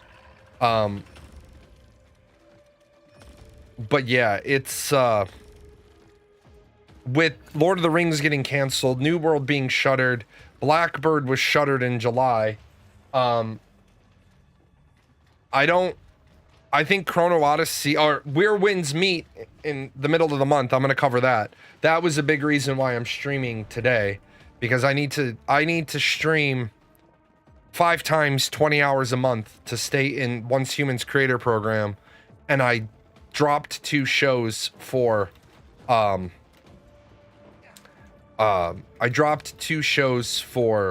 Bloodlines, and then I was gone for a show when I was at Universal. So I need to I actually need to look. I might have to add on an extra day to get my stats for the month. I like the game. I like the creator program. I think the creator program is being horribly misleveraged. But then I think Intrepid Studios is horribly misleveraging their creator program. No offense to Margaret, but I don't think she's ready to lead a marketing campaign. And I haven't thought she was ready to lead it since the day she started at Intrepid. She says a lot of shit that is just plain wrong. Like, you want to do I have a video on this on my Paradox Gaming Network channel. What makes a good content creator program? Most people didn't watch it, and that's fine. It's not there for most people. It's there for a handful of game designers. So I don't have to repeat the baseline of it every time. It's the baseline for my game designer friends. They're like, how do I properly leverage streamers? Well, what you do is you properly leverage streamers by understanding you don't treat influencers the same way you treat every other aspect of marketing or advertising. Harris Heller did a good video on this, but I'll take it a step further. In most forms of advertising, you're not interested in a symbiotic relationship. Like when I would put adverts in different magazines in Chicago on behalf of my clients, I knew based on the particular magazine, the advertisement, I knew what my return on investment was. We're gonna spend $100,000 on this marketing campaign because we're hoping to generate 12 leads. Doesn't sound like a lot, but we're hoping to generate out of 12 leads, out of $100,000 investment. Page 4, right-hand side, bottom corner of the page. We're hoping in the end to get 12 leads out of it. I don't give a shit about developing a symbiotic relationship with the magazine. I don't care about increasing the magazine's viewership numbers or reach. It's not my, I don't give a shit. That's their job. Their job is to increase their viewership, increase their reach, increase their publication, their circulation. That's their job. With influencers, it is a completely different ballgame. And most companies are fucking it up. For example, I generated for Fractured enough sales that I believe my commission, I believe I generated just over $10,000 in sales for them because of what I got in commission. It'd be right around the $10,000 mark. Now I'm a small nobody creator, but I generated them about $10,000 in commission. And they worked with me the way a good creator program should. Talk to me, let me know what was going on, came to my shows, listened, made it publicly known that they watched my shows, made it publicly known that I was an avenue for submitting feedback. That's the symbiotic relationship. Because I'm getting a commission, I have a vested interest in making sure your product is as good as it can be. Intrepid Studios had that through their referral program. Everybody with a referral code has a vested interest in making sure that game is good so that they can make more money on their referrals. The piece to it is, why are you ignoring the people who are saying things you don't like? Well, he just hates our game. But why? Why does a guy who's invested 10,000 man hours between answering questions on your Discord so that you didn't have to have Q&A people, streaming, making videos, developing a web page, probably 10,000 man hours, give or take. Why aren't you paying attention to that person? Well, he's just a negative fuckhole. Was he always a negative fuckhole? Yeah. Well, then why'd you let him in your creator program in the first place? I understand ignoring people who say your game bad, but those that can articulate and give constructive criticism on why, they should listen. I want to stop you with one thing, because you said constructive criticism. It doesn't, I think people get confused, because I don't have to give constructive criticism as long as I give articulated criticism. Constructive criticism generally comes with the solution built into it. Yeah, it just has to be articulated well. It doesn't have to be constructive. Look, man. Yeah, any criticism. Constructive criticism is good. And I would say to anybody in that particular community who hates me, go and watch my earliest YouTube videos and forgive the audio quality because they suck ass. I mean, the audio is always going to be bad on my videos because it's my voice, but the quality of the recording was, the fidelity was bad. In the early days, I used to give very articulated, very pointed, constructive criticism. This because of this, this because of this, this because of that. The solution is this because this, or that because that. In the end, I was just frustrated because you can't turn around and say we're a data-driven company when you make your fucking decisions with no goddamn data. Data-driven decisions mean you should be willing to share the data. What led, because if you're gonna say we're a data-driven company, but you're not gonna share the data, then you might as well just say we're completely full of shit and how do you like that? Jay, why don't you pay to have professional music made as often anymore? Because I'm selling the music at about the same rate as the stuff I create on Suno, which then I take and personally mix a little bit as practice.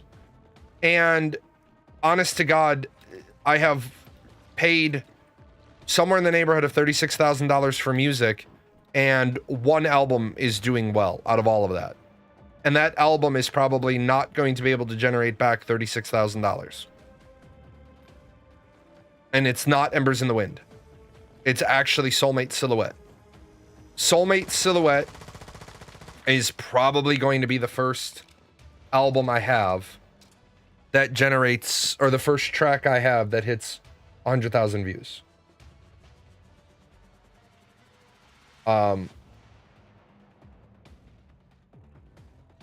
Right now,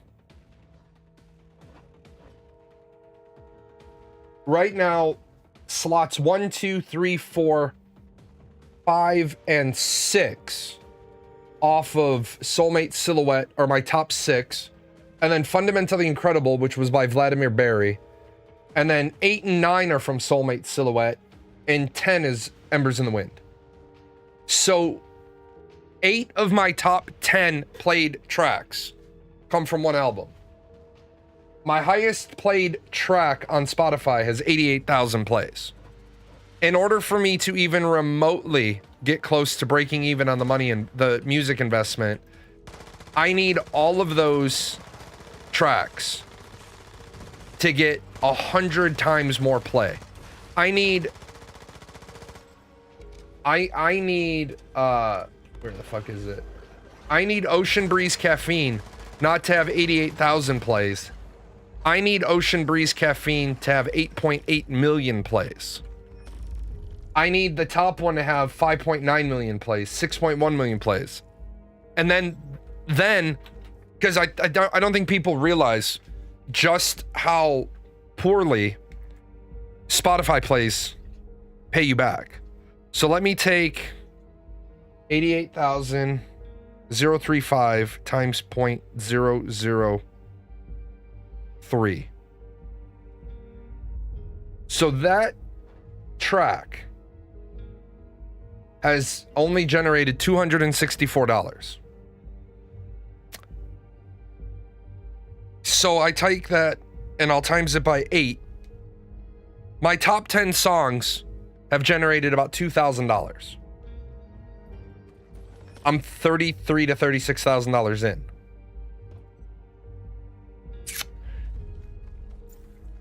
Just at the time that I started the PGN Music project, AI generated music hit the scene.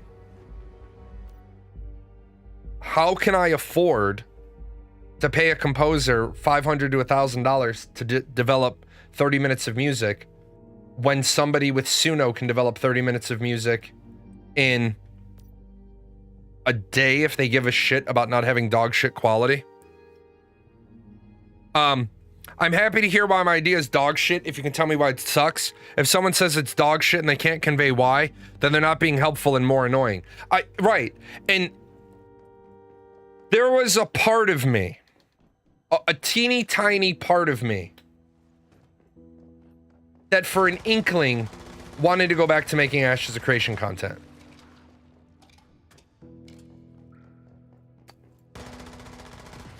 There was a teeny tiny part of me.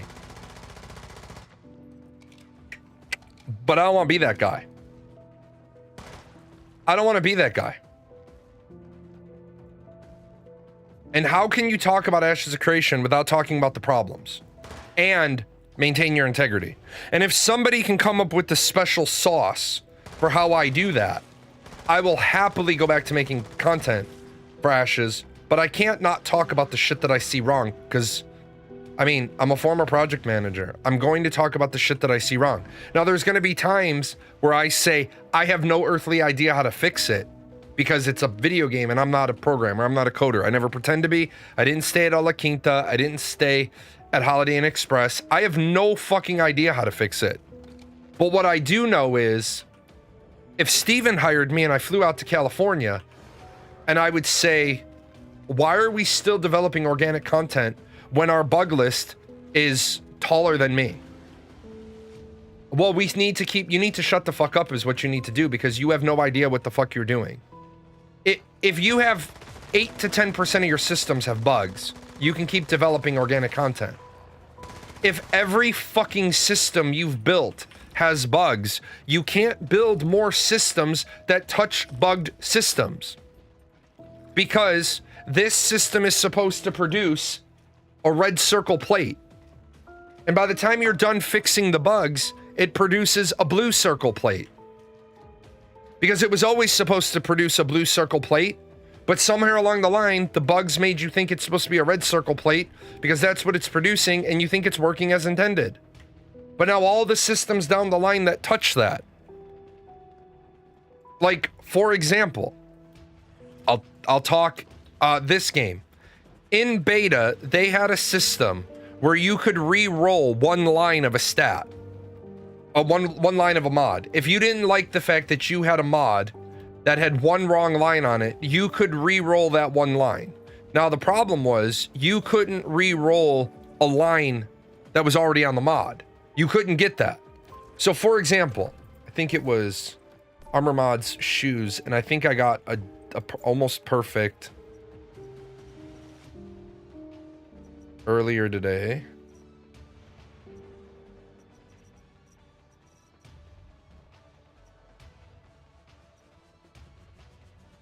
So this mod, I'll take this one right here.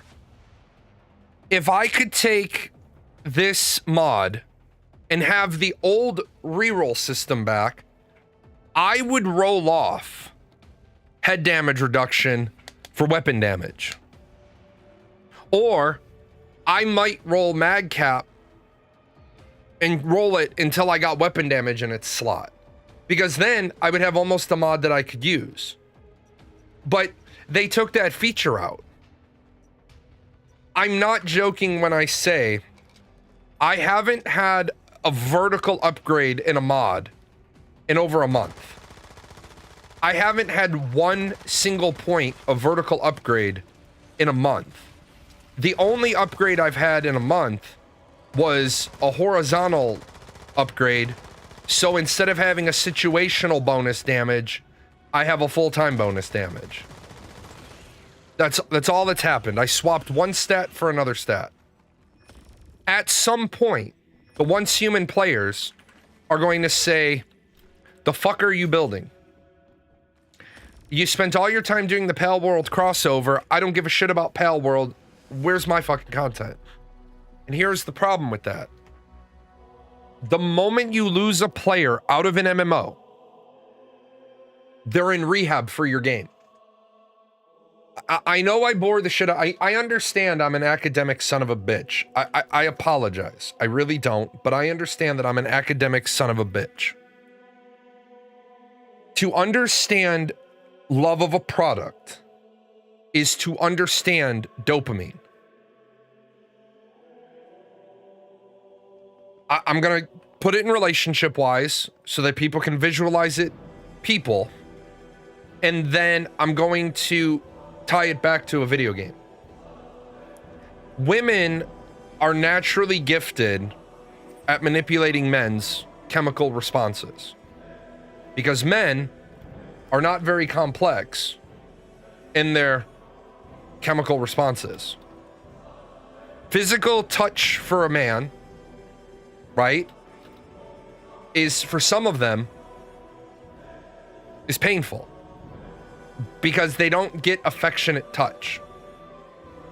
When that girl needs something from you, and you can doubt me if you want, that girl comes up to you and she laughs. She's like 6 inches to 9 inches closer inside of your bubble than you'd allow a man to be without stepping back.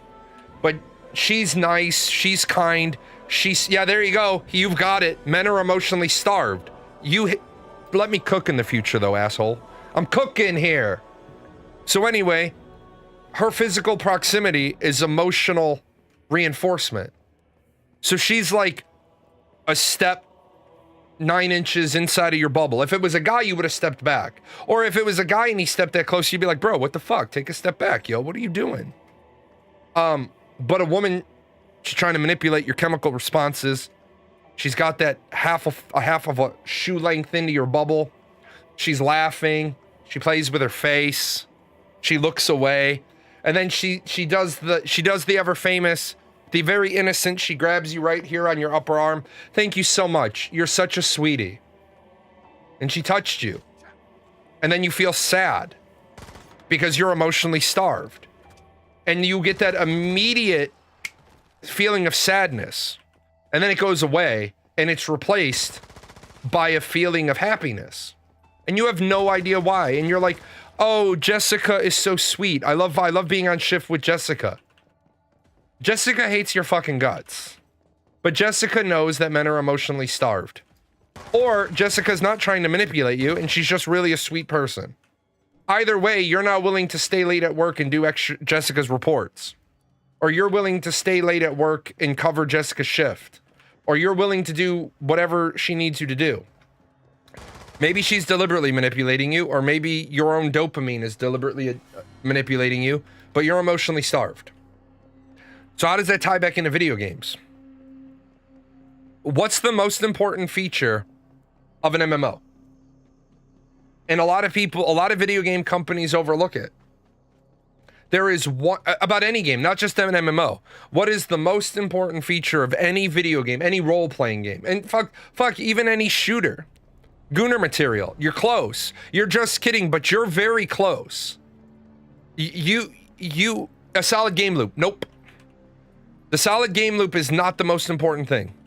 Social interaction. You are hitting the dartboard repeatedly. You're just missing the bullseye. You're very close though. Dram, you are very, very close. You were closer with Gunner material.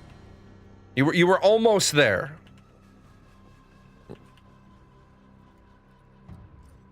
Replacing social interaction, right?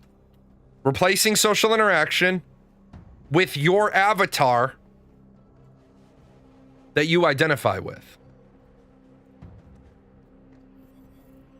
Why is that, right? And I'll do it here just because if I don't feel like being a naughty, dirty Halloween imp today, if something happened in my personal life and I've got a whole crate full of cosmetics, then maybe I come in and I'm like, you know what? I'm not feeling like myself today.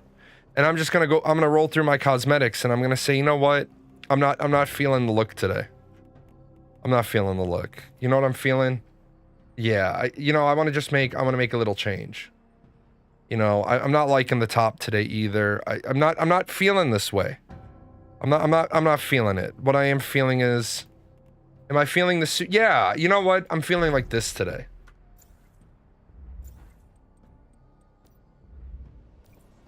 And how important is that? You may say to your conscious mind, oh, I don't think that's important at all. I think the solid gameplay loop is more important. Except, does the solid gameplay loop, give you dopamine?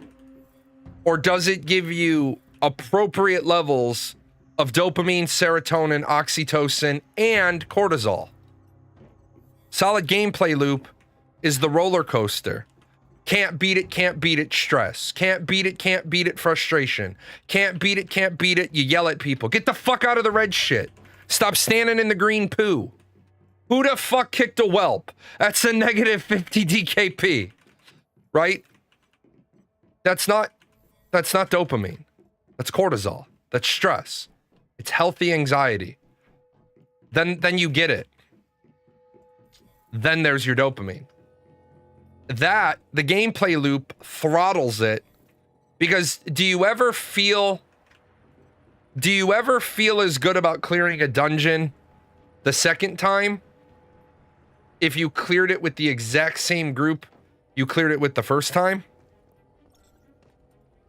Or do you need to do it with different people to get that second rush? And I'd be willing to bet once you have content on farm, you no longer love it. But if you lead a different group of people through it, that radically changes how you feel about the content. When you're in charge now, when it's your raid group, when it's your guild, when you branched off, when you helped somebody, when you saved the day, well, those are all situational. But the ability to go in and identify with your character, I used to completely dismiss the cosmetic people, and I'll be the first to apologize to them. I used to think that the people that talked about cosmetics being really, really important, I discounted them. I thought it was a dumb take. You said you can spend hours making the initial character, but once I've got that down, I'm good. Right. And you made that initial character, and then your server's full, and your friends can't join you, and you can't save your appearance. The very thought of having to recreate the appearance depresses you. You're a filthy, all you wear is raid gear. I'm trying to get glams. I hoarded my cosmetics, but I'm never in the mood to put clothes on my tune itself. Yeah. You're a collector. You said the PoE loot drop is cracked. You're right. The PoE loot drop is cracked because it is, in a single moment, the turning of the wheel. In that one singular moment, your cortisol becomes dopamine, serotonin, and oxytocin.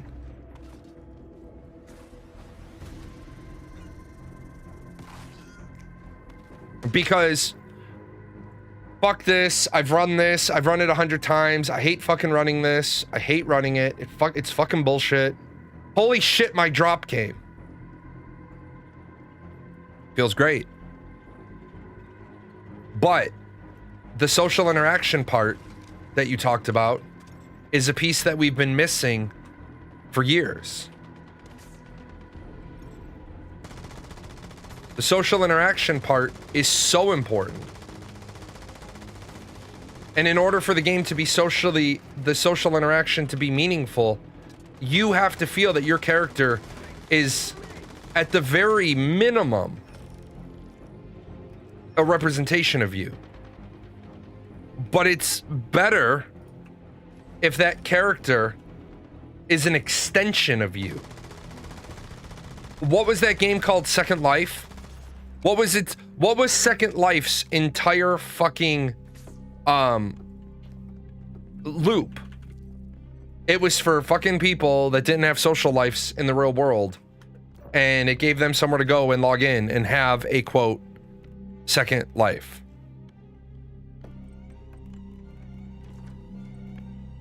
Ready Player One, the movie Ready Player One, absolutely details this out to an amazing level. Why would people ever want to exist in a world like Ready Player One? People do it now. Did you know there's VR virtual nightclubs? There are people who make their full-time living, I'm not joking, they make their full-time living in VR.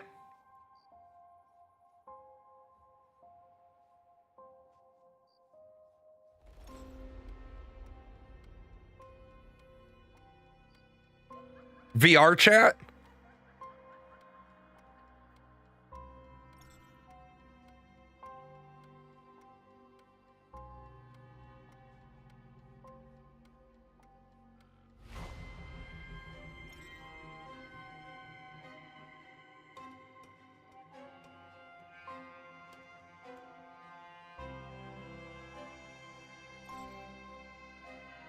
Yeah, I just took care of it.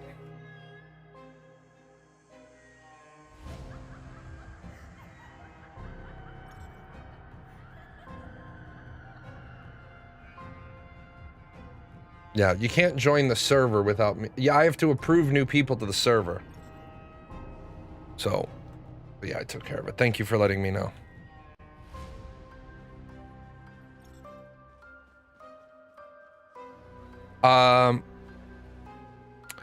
I really should do that because I lied to myself. It'll be a quick session until the weekend. Wait, what was that you said?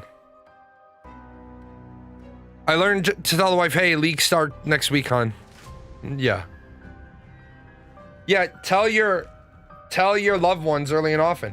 I will say this, I'm probably too old to well, if a good game comes out in the near future, I might have enough left in me to be like an officer, but I've decided I don't even have a guild Discord set up. I don't have a team speak, nothing. I'm never running a guild again. I'm just gonna fucking message Karthos and be like, hey, are you playing this? Yeah.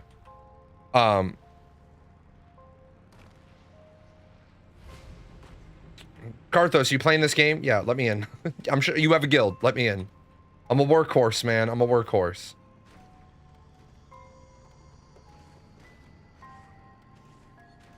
But I'm not gonna be an officer again. New World, I talked about it at the beginning of the show. I'll talk about it again. New World getting shuttered, Amazon Game Studios getting shuttered is a huge fucking blow, because that's not just a game getting canceled. That's Amazon. It looks like to me Amazon is getting out of the video game business. And if Amazon is getting out of the video game business, then that's one less employer.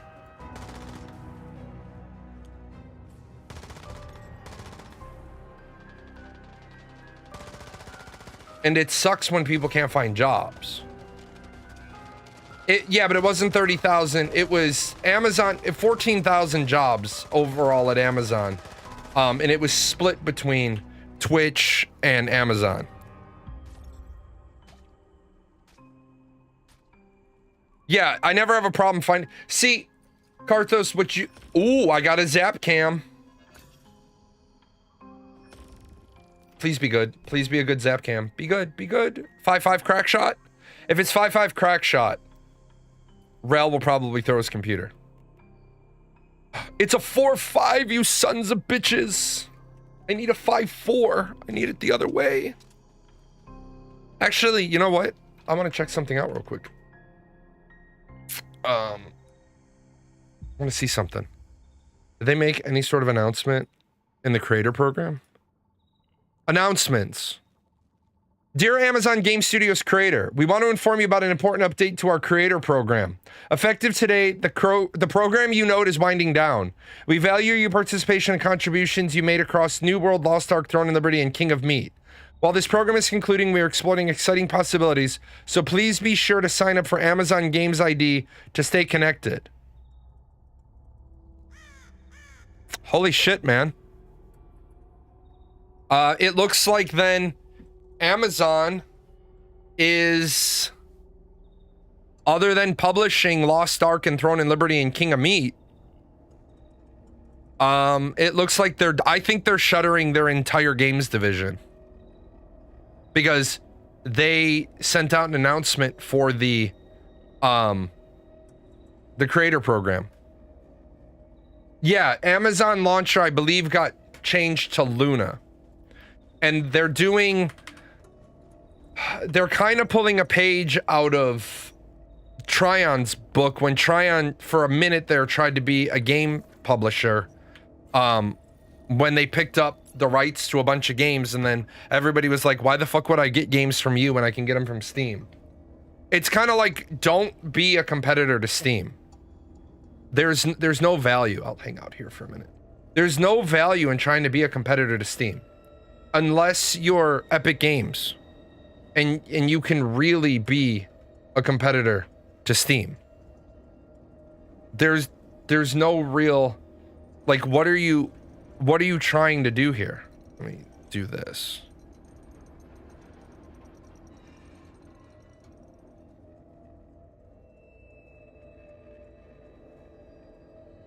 Create account. What is my birthday? The day I was born. What year? Every year.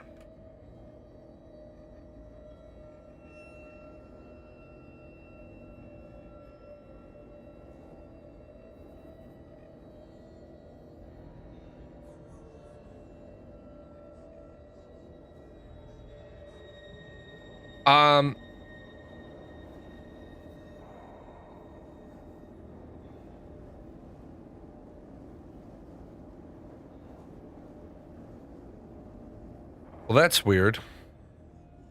All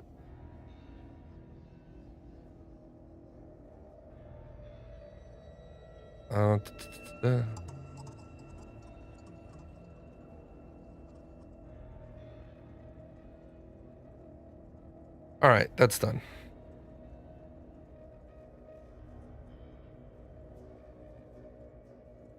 Amazon pays out $1 billion to Twitch streamers annually. Let's find out.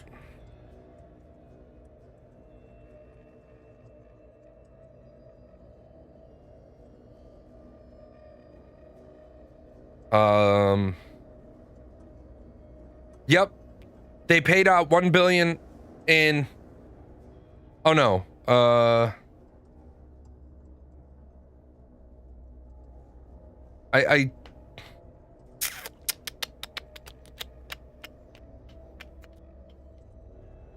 No idea. I would have to find it. That does seem high. And the reason why that would seem high is, yeah, they don't release real numbers. I don't think that's possible, because I just read a report not long ago that Amazon still hasn't made back their initial $1 billion investment into Twitch. So if they had paid out $1 billion, and that would mean that they would have brought in almost $2 billion. And I would find it hard to believe that if you brought in almost $2 billion in 1 year, that you wouldn't be profitable. I mean, stranger things have happened, but it would seem really weird to me that you could in some way, shape, or form bring in almost 2 billion and then that not have been like part of the year before, and especially in 2020 when streamers were making a lot of money because people were spending their income checks. They won't ever make that back until they go full Pornhub. I don't necessarily agree with you because of how their business model works. They make their money by taking 30% minimum up to 50%. I hate this because it's an article about another article, but I don't pay for Wall Street Journal, but this is what I read. Yeah, I hate that too.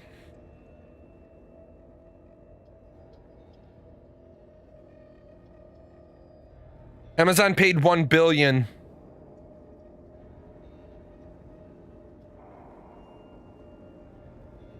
Amazon paid $1 billion for Twitch. Yep.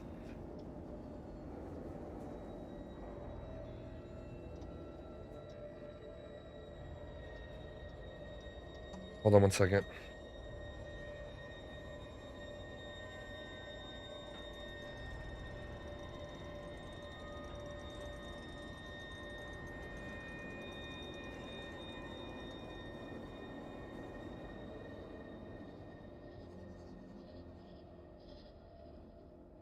All right.